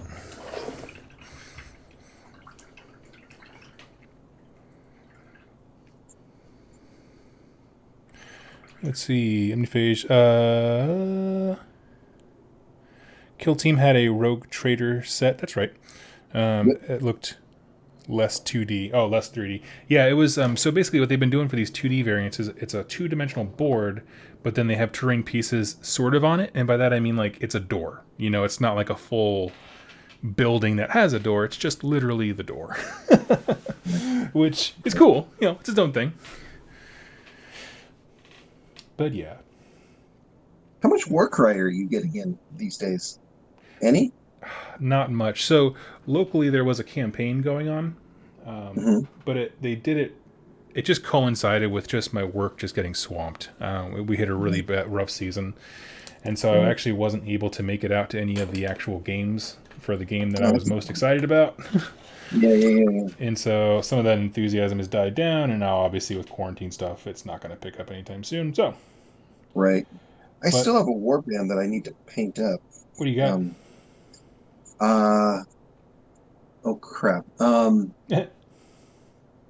Unmade. Okay, yeah, super cool. Yeah. I like when I saw that come, I was like, "Yep, that's my warband." Oh, really? That's You ever fun. have that? Like, you see a warband, or you see a army, or he's like, you see that one model. He's like, "Yep, that's it." You ever do that? Oh, yeah, that's actually why I chose Escher for my Necromunda gang. Yeah, yeah, So the way they have one of the gals, the shotgun model, she has like this cool face mask that looks like it's from Borderlands, and she has this shotgun slung across her shoulder. And I was like, done. That's it. yep. That's the one right there. Yep. Yeah, I did that with Deepkin. Oh yeah. I saw Volturnus model, when it was first released. Like, yep, that's my faction. I did that with Horus Heresy too. I was on the fence for a couple years on Horus Heresy because it was just, it came out, God, a while ago now. Yeah. No, I know. It's Um, crazy how long ago it was now. I know, right? It's kind of hard to believe. But like, it was Marines, and it was Marines on Marines, and I get that, and that's cool, and no hate on that. But like, none of the Marine legions were really kind of speaking to me. Yeah. And then Mechanicum came out, and there was like this. They have this robot in the Mechanicum. It's kind of this one of the bigger robots, and I saw that and I was like, "That's it. That's my army. I'm getting it." It's like, Nice. done. Do you still That's have the that one. army? Oh yeah, Nice. I have 2 Mechanicum armies now, which is a little bit nuts to think about, but there it is. Yeah, it's Horus Heresy is one of those games like I think that I would fit into that community like a duck to water, like in terms of You would just wanting to do narrative stuff and have like a cool game experience. The thing is, though, is 100%. like for most of those guys, because I was asking them at Nova and having all these chats and that kind of stuff, and most of them, like, they don't play very much. They honestly just kind of hold on to their stuff and show up to these big events where they're doing Horus Yep. Heresy stuff. And I was like, I don't know, man. I want to play more than that. Yeah. I think it depends on the crew you hang with, but yeah, I It mean, does, yeah. it's almost like a historical war game, right? I mean, there's Yep. like there's books of lore and there's books on this legion did that in the battle of this and that, and this is the color scheme that this legion wore to this battle, and like the historical war gamers talk about the button painters, like well, you didn't paint that legion with the right color of the button, Yep. or like They didn't adopt the blue buttons until, and then right, name after year, and you're like, exactly. Okay, nerd. boomer. Well, at least I don't live in my mom's basement, and you just walk away. Right. Um, I don't think there isn't that aspect to the heresy gaming community. Okay. At least not that I've seen. I've played a heck of a lot of heresy, but there is sort of that attention to detail, like the markings matter, Yeah. and like okay, I'm creating a story around, hey, this is what this legion wore to this battle, because there's novels to support it as well. It's like that's just super cool. I really dig that. That sounds cool. Yeah, but honestly, at this point, I think if I was ever going to do Heresy, I would definitely do a, what do they call the militarum in that one, the guard? Oh, the Solar Auxilia? Yes, because I don't want to do Space Marines. Like, I don't. Yeah, that's kind of where I was. Like, I don't want to do Space Marines, but then again, eventually I did get a Space Marine army for that, but so predictable. But yeah, Solar Aux is a really cool army. And I generally like the Chaos version of everything that Games Workshop puts out. So they have this Warp Cult Militia, which is like Chaos tainted Solar Aux. Okay. And they've got mutated Ogren, and they've got all sorts of other weird kind of, you can like make these mutant prisoners, penal colony army. Oh, that's so cool. Yeah, and they don't have models for it, but you can like convert them. Like I got a whole bunch of Chaos cultists from 40K, and I kind of chaosed them up, or kind of like 30K'd them up a little bit. Like, hey, this can work. Yeah, man. The Necromunda stuff for that game would be incredible. Right, exactly. And like people use Gene Stealer cults or Necromunda for, Yep. For the Warp working Cult class Militia, bros. but it works, right? It works. Yep, let's see here. Sphere says the removal of the Battle of Calth box seems to have damaged growth of the Horus Heresy scene. 100%. Yeah. But I don't know what they want to do with it anymore. Like, I don't know if they're, as a company, just like, we're done with this. But it doesn't, I don't know. Well, it's interesting because I think a lot of the wind got taken out of the sails in the heresy community when Alan Bly died. Yeah, that's true. He died very suddenly. And I doubt he was in particularly good health. I think it was kind of one of those things that was probably imminent, but we maybe didn't know. My understanding is that everyone but the public knew. Like, so players were surprised, but the people closest to him were not, kind of thing. Right, exactly. Yeah. And I think that rocked the heresy community. He was the brainchild of all of it, right? And his vision was very compelling. And, they've got a new team working on it, but it took them a little while to get their feet back under them. Yeah. And I think that really damaged the community, honestly. That's a shame. That's a shame. And honestly, it's hard to have the conversation of like, this is why you don't have a singular person in charge. You have a creative team, so that if someone ducks out, like, single points of failure. Yep. Yeah, and I don't want to sound like very insensitive. Like he offered so much to the game, but at the same time, it's like that's the downfall of one vision. Yep. That's why Walt Disney made it a corporatocracy takeover plan instead of just having him in charge. I love it. He saw the writing on the wall. He's like, if we want this machine to go past my death, Mm. I love it. I'll put up a board of Oh, that's super directors. cool. I'll freeze my head in a jar. It'll be awesome. Yep. It's like, his head's somewhere in a jar somewhere. And that is messed up. I respect it. Yeah. It's like, hey, man, if I had that kind of money, I'd do it. Yeah, why not? Yeah, right? You're dead anyway. I mean, Right. worst case scenario, you wake up and you're like, huh, this sucks. Yeah, like, what are you going to do? You're a brain in a jar. Okay, well, you're still alive, right? Are you a Fallout fan? It's funny. I worked with a guy recently. It was like the biggest Fallout nerd on the planet. And I got to go to E3 when they released Fallout 76, I want to say. But long story short, sorry. No, but that's yet another one of those things where, like, that is totally my jam. And there's absolutely no good reason why I've never gotten into it. So they have an expansion in Fallout 4 called Nuka World, which basically makes fun of Disney. So like Nuka-Cola is their soda in that universe, and so it's a whole theme park based around. Well, spoiler alert, if you have not played Nuka World, avert your ears.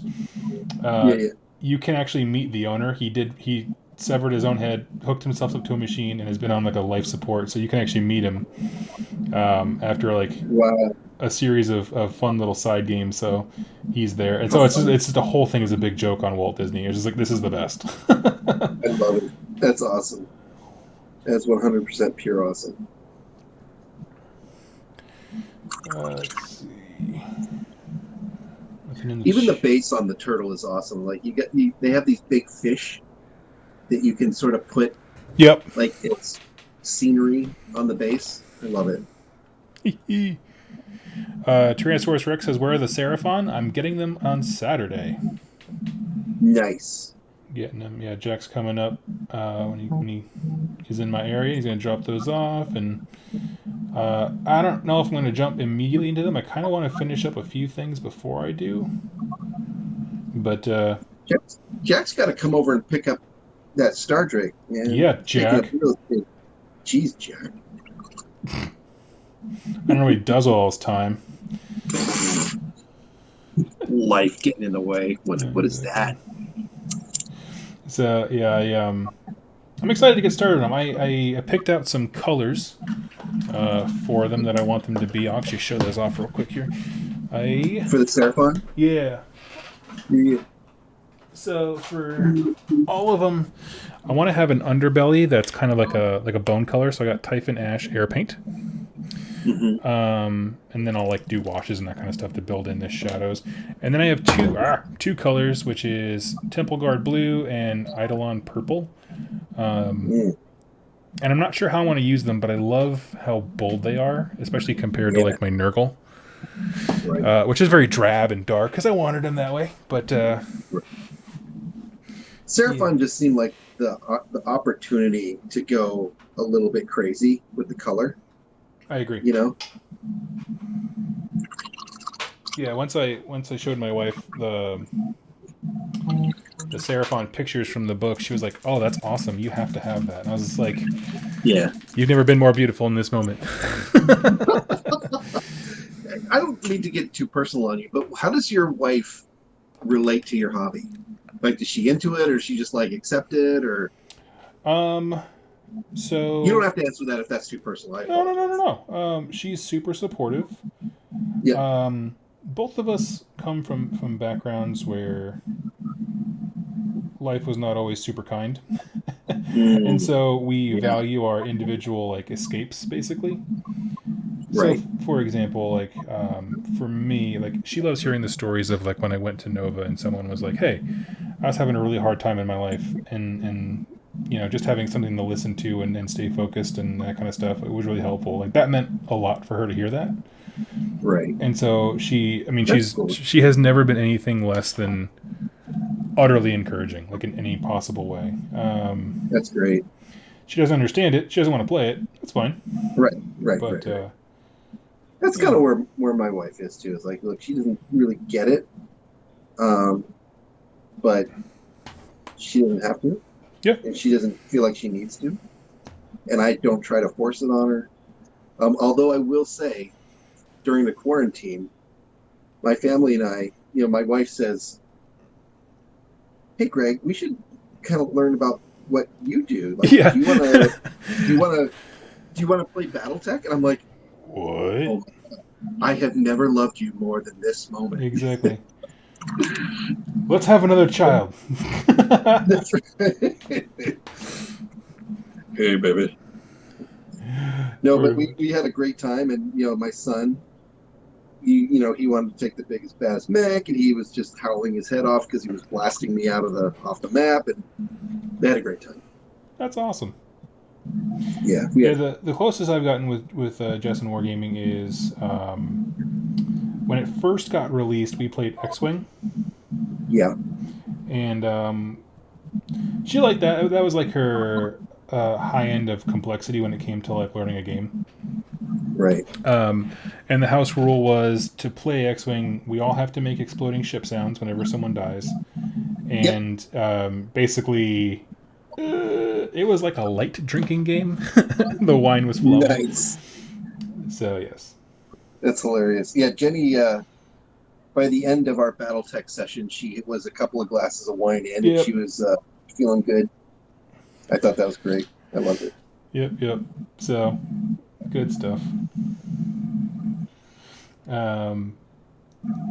Does your wife do any kind of gaming, like even like D&D, that kind of stuff?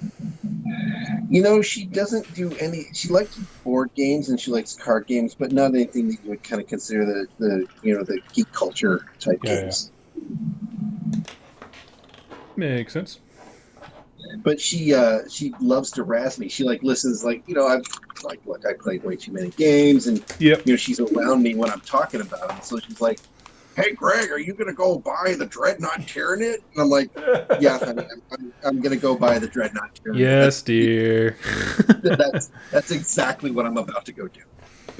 So like, the Dreadnought Tyranid.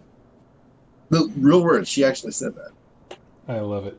Are you going to go buy the Nurgle 049er? And I'm like, the 049er, yeah. Now you're just laying it on thick. Yes. I don't want to ever assume that Jess is like hanging on my every word. And so oftentimes I will like reiterate things. So I'll be like, "Oh, we're playing this game Infinity. It's by Corvus Belli." And then one time I was like, "Oh, we're playing this game Infinity," and she's like, "Oh, is it by Corvus Belli?" And I was just like, Jenny does that too. I was like, yeah? She's like, "Oh, good, because you tell me every time." And I was like, sorry. I'm just trying to provide context. I didn't want to assume that you care about this stuff. Right. No, I do the exact same thing. That's hilarious. How is you've been doing some Infinity lore videos, right? I have watched them. Yeah. How's that going? It is going. In the Corvus Belli, they only recently started like making their lore easy to access in terms of like, I mean, it's just kind of a pain to actually find. So, for example, they have like campaign books that are no longer in print that kind of offer some stuff. Right. So it's kind of difficult and it's slow going, but it's very rewarding because honestly, it is probably, if we're talking like sci-fi games that are on the market, it is probably the most relatable and I'm gonna in strong quotes use the word realistic. Right. No, I'm with you. Right. In terms of like a dystopian future of corporatocracy and that kind of stuff. So it's interesting. I gotta say, I've had a wandering eye for Infinity for literally years. Oh yeah. And look, I need another game. Like I need like a fish needs a bicycle. But I'd be lying if I didn't say it. Like I was sorely tempted multiple times. Well, I'll tell you what. I'll paint up because I got the 2-player starter set. I'll paint it up. We'll go through a couple games before you buy anything. Oh, I love it. Let's do that. So that's I never take anyone's advice when they offer me that, but I love to offer it. Like every single time I have traded and swapped armies Shu from Rerolling Ones is like, hey, I actually have that in my closet. Do you want to come over and play a few games before you actually like jump whole hog? I'm like, no. Do you know me? Yeah, exactly. You don't know me at all, my friend. Right? Who? What? But then on the internet, when someone's like, hey, how do I feel about this army, that kind of stuff, like, hey, you know what, man? Why don't you go to a local Games Workshop store and just kind of really test it out a little bit before you start investing your money? Right. So, Right. Rich, right? do as I say, not as I do, yep. Right. Because it sounds really irresponsible to be like, yeah, why don't you go cannonball into a major financial investment and you're probably Right. going to get rid of it in 3 months anyway. What could possibly go wrong? Exactly. It's going to be great. Good times were had by all. Let's see. Question. Hey, Greg, do you have a channel or is Cranky? Yep, that's his channel. That's his YouTube Cranky channel. Old Gamer. Yep. Cranky Old Gamer. Go That there is the one. for awesome battle report content. Yeah, yeah. And you're doing a whole bunch of BattleTech stuff, which I enjoy. Let me ask you this. I got a question because I know nothing about BattleTech. Right. Yep. So I know it has miniatures. It does. What kind of board does it play on? Ha ha ha ha. That's a great question.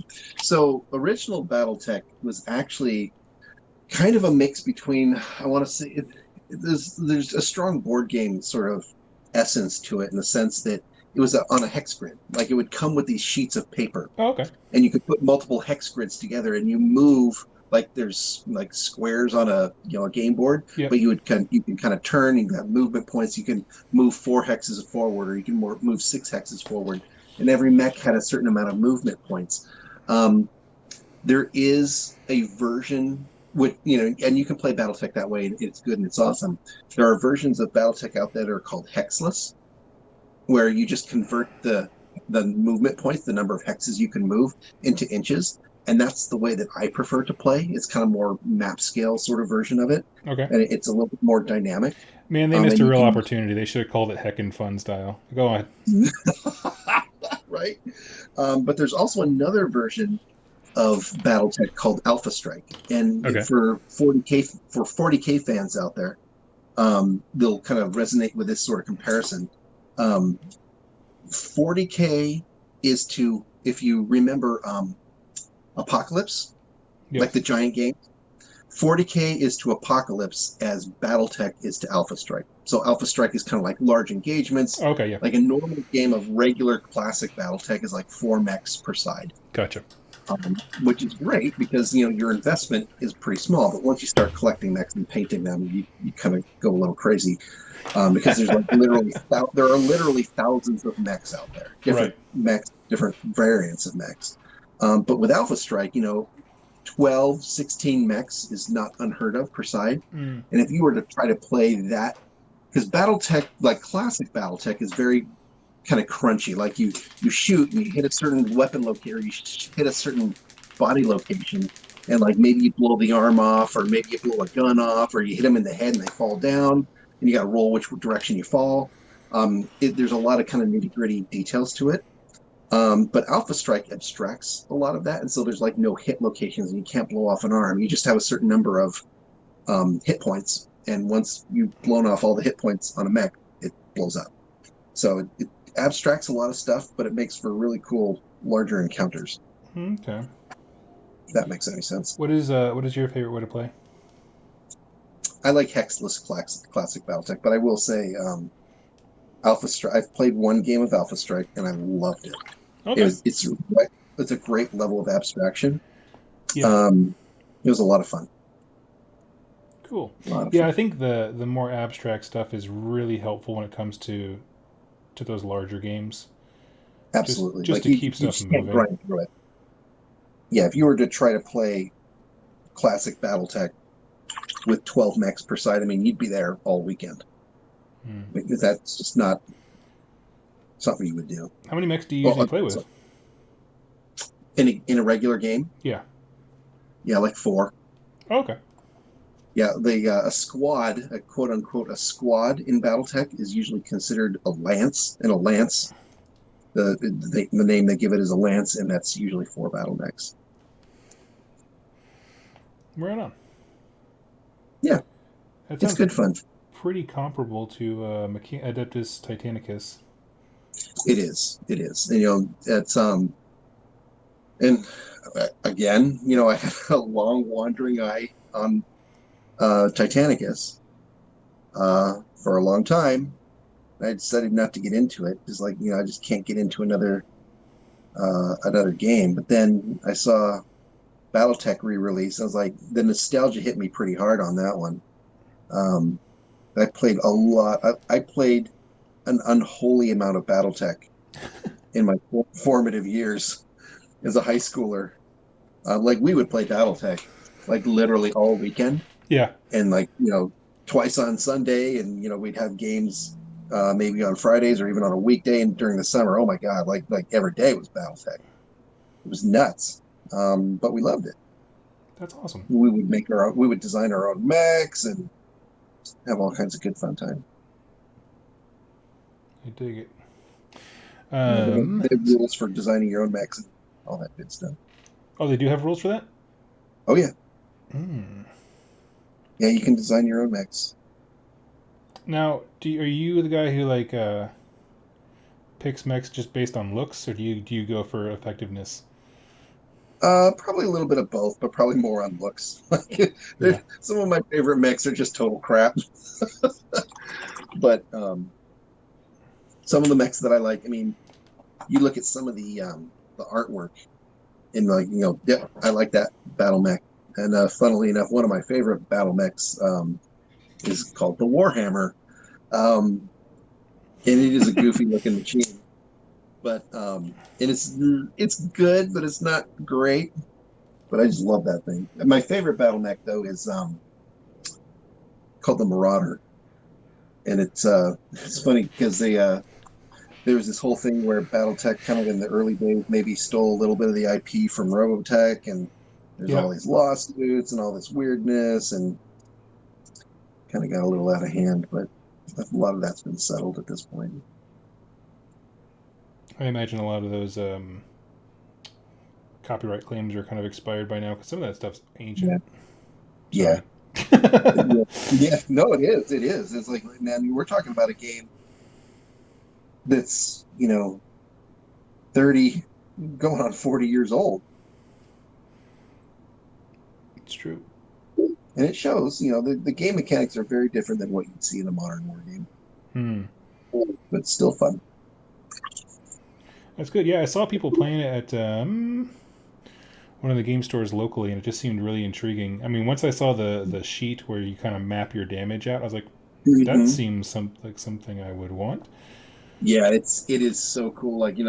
That's where you maybe you blow off the arm or you blow off a leg, and yep. You track all that damage, and it's just a hoot. Yeah. See, and isn't that funny? Where because you're talking about these colossal, ungodly huge robots, but when you're playing it, it is functionally a skirmish game, right? 8 models, exactly. Exactly. And I like that kind of stuff, and that's actually what intrigued me about Titanicus. Yep. Well, it's funny because we were talking about Kickstarter earlier, and one of my, I think maybe even the first Kickstarter, was that the first game Kickstarter that I got involved with? It might have been. It was for Drop Zone Commander. Or Drop Fleet Commander, I guess I should say. And that is a 10 millimeter hard sci-fi war game. It's I loved that game. It just never really picked up as much as it could have. And it kind of broke my heart. But I'm loving BattleTech now. Yeah. Yeah, I remember seeing there was Games and Gizmos before they closed up shop a couple years ago. They had some of the Drop Fleet Commander stuff. It looked really cool. Yeah, it looks great. There's just nobody plays it. That's honestly, it's so hard, to get people to start playing something new.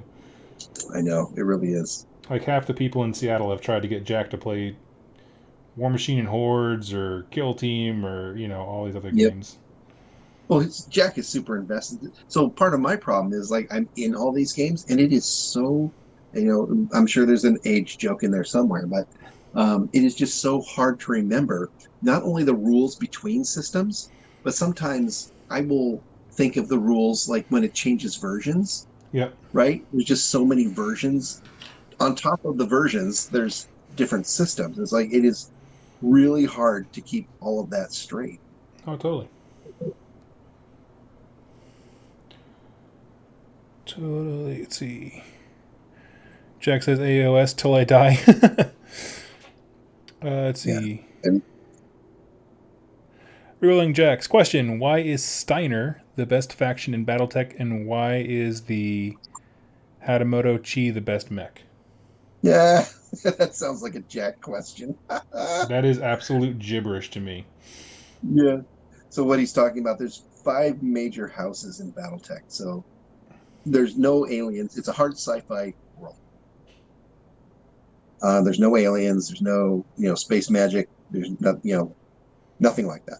Okay. So one of the major houses is called House Steiner, Okay. and we're talking about like the year, Earth is a real thing. It's from human history, um, and we're talking about like the year 3025.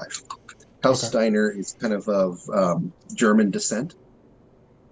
I mean, there's obviously, there's years and years and years of, people, you know, traveling and, Oh, sure. going to live in different Yeah, it's not a places and straight whatnot, but it's Germany. kind of got this, yeah, it's kind of got this German angle to it.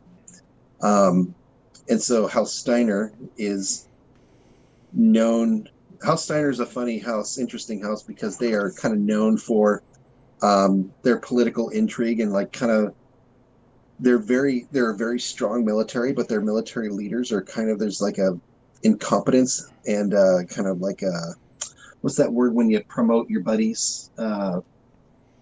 Nepotism. Yep. Lots of like political nepotism, like in promoting your buddies over, maybe doing the right thing. Um, and they're a funny faction. Above and beyond kind of the Germanness and the nepotism, they favor the heaviest of mechs. Like a light mech is like a 20-ton mech. It's probably the smallest mech you can get. They're very light, but they're extremely fast and they're hard to hit. So their speed is kind of their armor. Okay. Um, so like you can shoot at that guy, but you're probably not going to hit him. But if you do hit him, you're probably going to waste him. Now the giant mechs, like an Atlas, that 100-ton mech, um, it's a little bit slow, but it can take a brutal beating, right? So, Gotcha. it's kind of like paradigms that you would kind of imagine, right? Yep. But House Steiner loves their heavy mechs, and they talk about scout lances. And a scout lance is usually a bunch of light mechs that are fast. They kind of go in, they navigate the terrain, they see what the forces are, and they get back. They don't do a whole lot of fighting.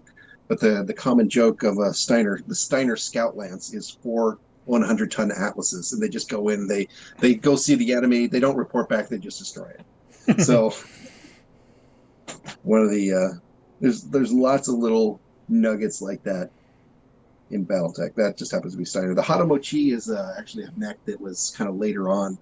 It was actually a Kurita design, which is another faction. Kurita is kind of like the Japanese themed Okay. faction. And kind of they have this sort of samurai warrior code and all this good stuff. But the Steiner, like one of the other things about BattleTech is that any faction can take any mech that you want. There's no like only Steiner has this type of mech or only Kurita has that type of mech. There really isn't that sort of thing. Okay. Certain factions, or certain houses are known for having more of one style mech than another. But you can always claim that a mech, there's no faction specific rules for That's BattleTech, and cool. like you can always, yeah, exactly. So everything's balanced. It's automatically balanced because you can take whatever you want. But you can always say, well, like House Steiner would never have a Hatamochi because that was a Kurita designed mech. Like they made that specifically for their house. Like you could always just say, well, maybe they got in a battle and House Steiner won that battle and they salvaged Hatamochi uh, mech and like they painted it Steiner colors because battle mechs are these colossals of the battlefield. They're kind of the kings of the battlefield. And they're very expensive and it takes years and years to train a pilot for them. And so they're extremely valuable. And so like even if like there's only like a couple of strips of armor holding that battle mech together, they're going to repair it, they're going to repaint it, they're going to do everything they can to keep that battle mech in service, and that happens all the time in the universe. So there's narrative ways to justify having whatever mech you want in your force. I dig it. Yeah, it's a lot of fun. Cool. And so, does picking a books certain galore. house have in-game effects? Say again? Does picking a certain house, like saying I'm from Steiner, does that matter? Like in Not the game? really. No. Nope. Okay, it's just a narrative thing. It's a narrative thing. Yeah. Oh, cool. I mean, you should. I mean, if you want to play narratively, which I always encourage, you would probably want to pick mechs that would make sense for that faction. But like I said, there's no reason. Like you don't have to. Like there's no rule in the rulebook that says you can't take that mech. And there's really no rules. There are a couple rules in some of the supplements that say, hey, you might be able to, get more salvage if you're this faction or that faction, but it's not really it's not really a thing, Mm-hmm. That's cool. Yeah. I'm on board with that. It's interesting because I always kind of assumed, like, hearing like all the political intrigue stuff, that there was like, yeah, like that. Even if houses could take whatever they wanted, there was still some like, oh, this is the house special, rules for blarg de blarg kind of stuff. I just kind of assumed, but that's a good model. That's the other fun thing is like you could design missions where it's like, hey, we're this house and this other house is designing this like this new battle mech that's gonna kick all kinds of butt. And like we're gonna do this special scouting operations to steal the plans, steal the plans for the Death Star. That's totally a thing. That's awesome. Did you ever reason I thought of this, I'm gonna explain how I got here before people just think I'm insane. When you talked about like having like German or Asian descent in terms of like these future cultures that are designing these things, it made me think of someone can tell me in the chat, because I know there's a nerd out there who knows what I'm talking about, the Gundam Wing, where like it was a big competition from the different nations. Mm-hmm. Have you seen that? I know what you're talking about. I don't know the specifics, but I know what you're talking about. Someone please tell me what it's called. I always think Gundam Arena, but that's not it. But I was just thinking of their Dutch Gundam is just basically a giant like windmill wearing clogs. G Gundam, thank you. That is perfect. And like they had the Mexican world was Tequila Gundam, and it was just a giant sombrero over a robot, and oh man, so offensive. But they don't. I was gonna say we're kind of getting into a little bit weird territory, but yeah, no, it's just they don't have white guilt like we do. Right. Fair. Love it. So good. Yeah. So I don't know, that kind of stuff. It cracks me up. Oh my gosh! If you want to laugh, go look at the Gundams from that. Yeah. Because like all the main ones are pretty sensible. You're like, oh, okay, I could see within this realm of this fiction. Okay, I can get that. And then like all the, I won't say all the bad guys because that's not accurate, but all of like the side characters, I will say, have like these like very outlandish, borderline offensively racist things where you're like, come on, you guys aren't even trying. Right. No, it's funny because you think of games from that era, and that is really, it's a real thing, right? Yeah.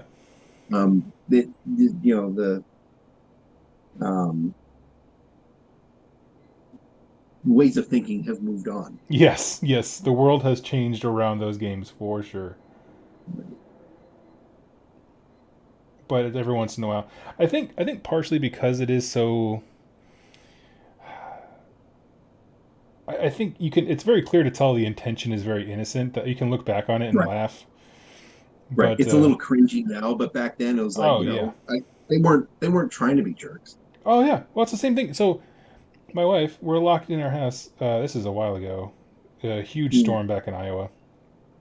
And she's like, hey, let's watch Holiday Inn. I was like, Holiday Inn? I've never heard of that. It's a Bing Crosby, movie. And yeah. How come this has never been on television? And we get to the part where they do like blackface, and I was like, nope.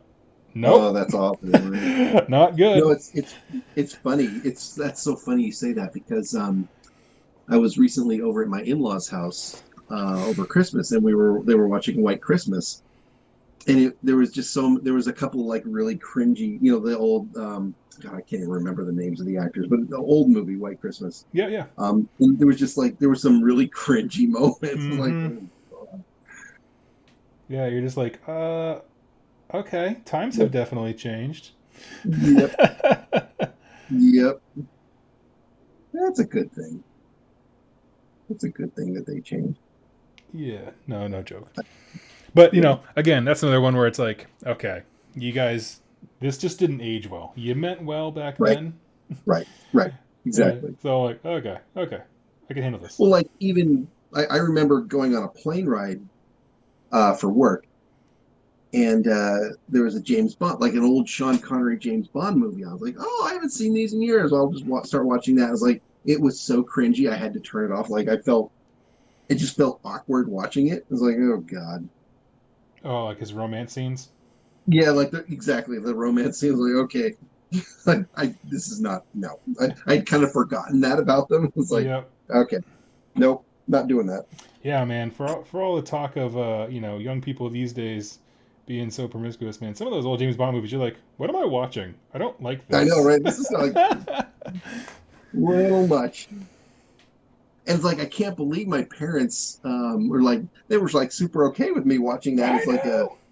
10, 11-year old or what. I can't remember how old I was, but like, not when they first came out, obviously I'm not that old, but we would get them on VCR.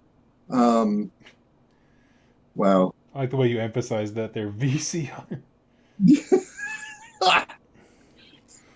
Comment in this, or put a comment in there. That's not a familiar term. I feel like that's aging me maybe a little bit.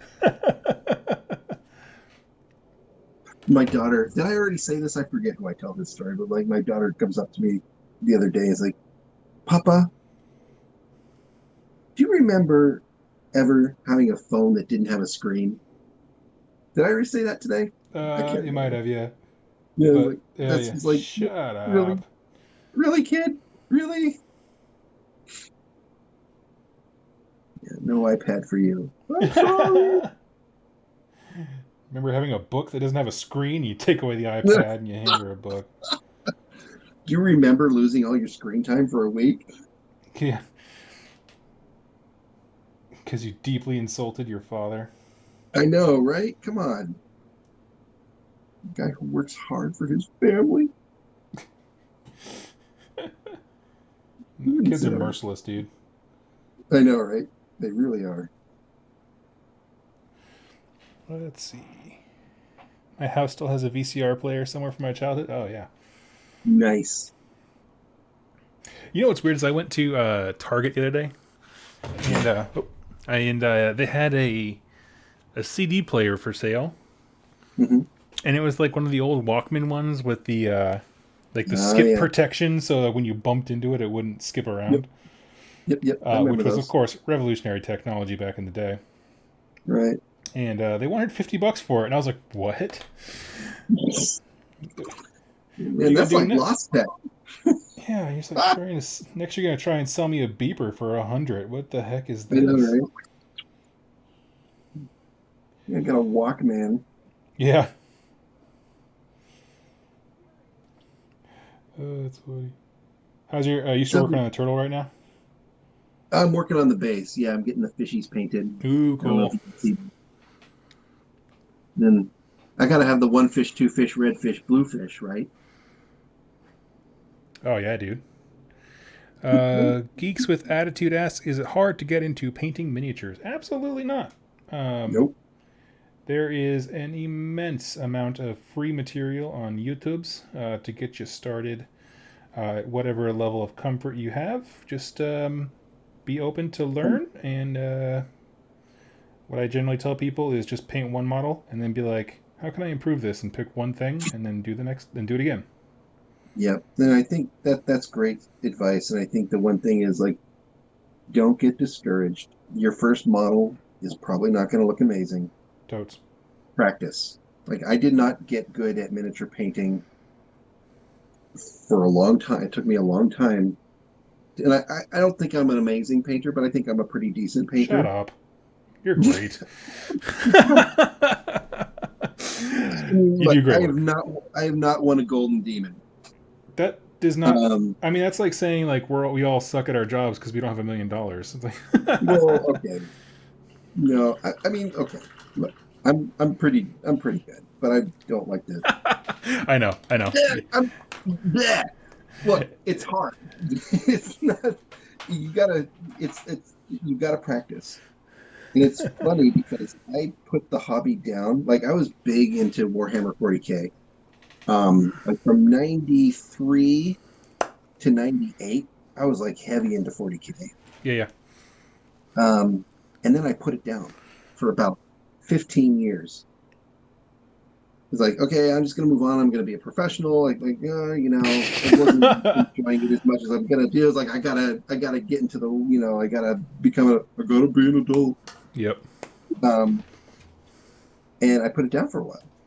And I came back when I started a new job. There was a bunch of people at that new job that played 40K. I was like, well, I had given away all of my miniatures, like gave everything away. Didn't have a single thing anymore.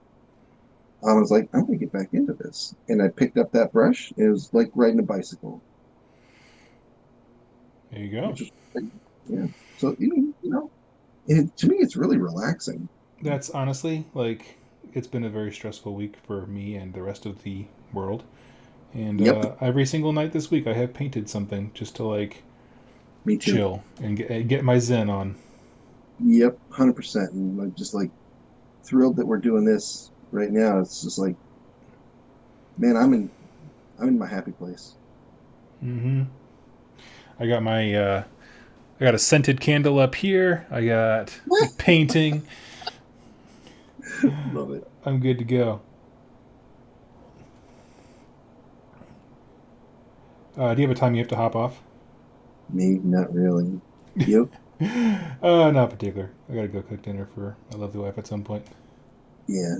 Well, don't let me hold you up. You take Uh, care of it. That's number one. no, no. I wanna at least get one guy's skin done so I can see if I like the way he looks. Fair. So I'm gonna be that guy. I'm gonna ask you the question. I'm Okay, gonna go for it. tempt you. What game do you see out there that you would love to get into, but you just don't feel like you can do it? Too many games. What if you got into one more game? What would it be? Malifaux. Yeah, I've looked at that one. It seems like super cool. The scene here locally just kind of like petered out. Evaporated. Yeah, Well, so we have this game store, folks, near us named Mox, yep, and it is an incredible store. Like they really have is. everything under the sun. And they've So got a here's restaurant. It's like a destination almost. it is totally, and so, but here's the problem for every other game store and game group Hmm. locally because of it, where a game will gain popularity with other players at other stores nearby. Mox will see that it's getting popular. They'll buy an immense amount of inventory. Yeah, And then people will flock there to buy stuff and to play it and that kind of stuff. And they'll start hosting events and regular nights. But the second that initial sales push dries up, they dump their inventory. And so you'll get stuff at like 60% off. And so yeah. now none of the other local stores can stock it because they can't beat that price. They can't make any money off that. Right. And because they don't really support the game communities, they just kind of sell product. Every game kind of fizzles, and that's the problem with Infinity lately. That's been the problem with Malifaux.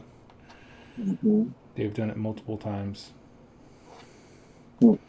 and it's not Yeah, I bad agree. business practice. It just kind of sucks for longevity of Yeah, groups. exactly. Kind of it is what it is, right? Yeah, like they're not doing anything shady. Right. Yeah. They've got to run a business. Yep.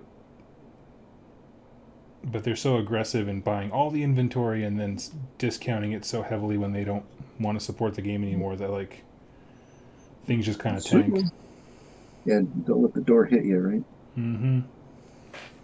It's funny, I was there a little while ago, and I never really considered doing this game, but they had the Harry Potter miniatures. Another Night Models game, actually. Mm-hmm. Beautiful miniatures. And I like Harry Potter just like the next guy, but it just never spoke to me. And I go there and like there's Harry Potter miniatures like 75% off. I'm like, oh my God. Yep. Like if you were into this game and you never bought in and you were kind of waiting for the moment, like this is your moment, right? Mm-hmm. Yeah, that's exactly what I'm talking about. That kind of stuff where you're like, oh, okay.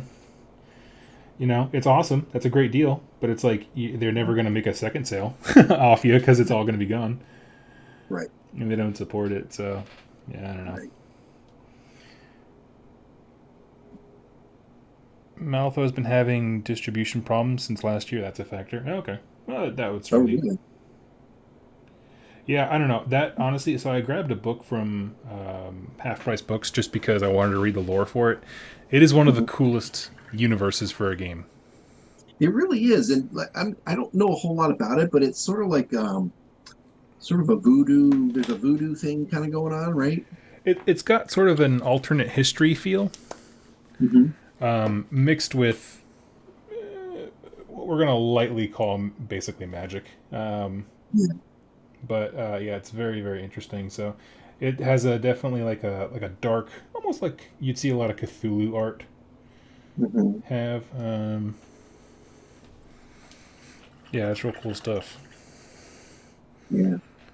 The models are gorgeous. Yeah, I heard they're terrible to put together. I don't know anything about it. Really? But the models, I love the art style. It's very, very unique, amongst other mini games. So, Well, I thought I heard, I've never played it, so take everything I say with a grain of salt. But I thought I heard that there's like a playing cards mechanic. Like, I don't know if there's dice involved, but there's like your deck of 52 sort of. yeah, you can use a deck of normal cards to do all your activations and that kind of stuff. Yeah. If I'm not, someone correct me if I'm wrong. I don't think that it's a dice game. Yeah, that's what I thought. Like, there's no dice. It's like you use actually a deck of cards to sort of do your random number generation. The cards are your dice. Yes. Okay. Thank you. Yeah. And I thought that was fascinating. It's like, okay, that sounds cool. Mm-hmm. And kudos to, kind of breaking with, industry standard. That's hard, man, because like, man, this market is really flooded. Like you said earlier, we're really spoiled for choice. Oh yeah. It takes a lot of courage to go out there with something like completely different. For sure. Yeah, I feel like it's dangerous for you and I to be friends because I'm going to talk myself into playing Malifaux and BattleTech and Deep Wars and whatever the heck we've talked about tonight. I know, right? And I'll get you infected with Necromunda. Oh yeah, well, it's already happened, buddy. They're right there. I'm gonna build them when you hang up. Fair enough. No, well, I probably will, but who am I kidding? Yeah. Let me ask you this: what's a good color that goes with red and black? Give me more context. What are you thinking? Okay, so this Goliath guy, he, his pants are like a dark gray, and the armor plates are like a metallic red. But Goliath guys have these like, they almost kind of look like seams, but just very thick lines running around the pants. And I'm trying to think of what I want to put there. On the cuff, or on the, I'm just kind of thinking through what you're saying. Maybe a Mornfang brown with an Agrax Earthshade wash. Let me see what the That's G-dubs does. That's not going to make them pop, but it's going to look kind of gritty. Yeah. Are you looking for pop, or are you looking for goes well? I don't know what I'm looking for, to be honest with you. Got some suggestions. White, orange. I'm curious as to what. Ooh, white might be fun. What did G-dubs do? G-dubs. Oh, they just used red on the black. I might just do that.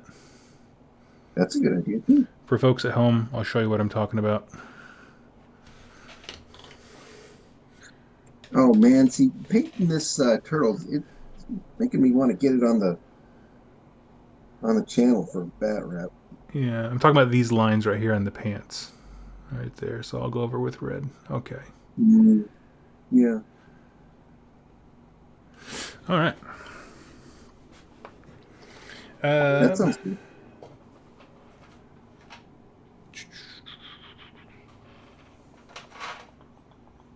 Oh man, now I gotta pick between my 4,000 red tints that I have. That's an interesting question. How many paints do you think you have? Oh my gosh. I feel like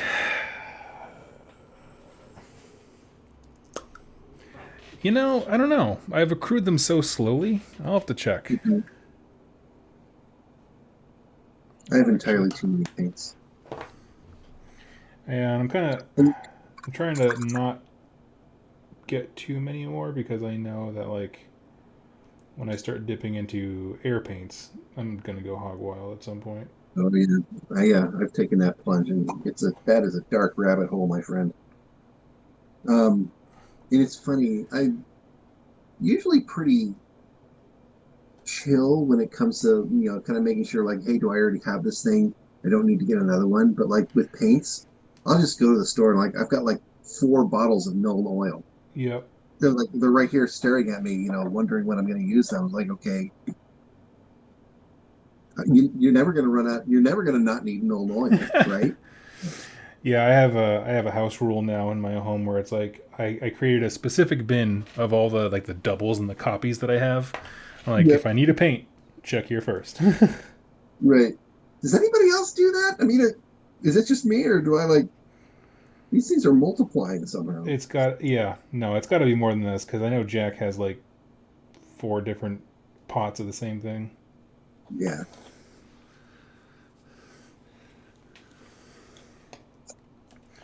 Or my thing is like someone mentioned in the chat that the GW app for painting helps you keep track of stuff. Mm, But my problem is I don't just buy GW paints, right. and Funny. so I was I'll just going end to up ask you, with like, like carbon copies of that paint, but from a different brand. yeah, what other paints do you use? I use what I got some Army Painter. It's mostly the stuff that I don't use that's not GW is Army Painter. Right. Gotcha. Couple Vallejo things I really like. Yeah, the air stuff I use Vallejo, and through the airbrush I use Daler Rounding inks, which are kind of more like art supply. They're not like necessarily miniature paints, but um, they're really good. I'll check those out. Putting ink through the airbrush.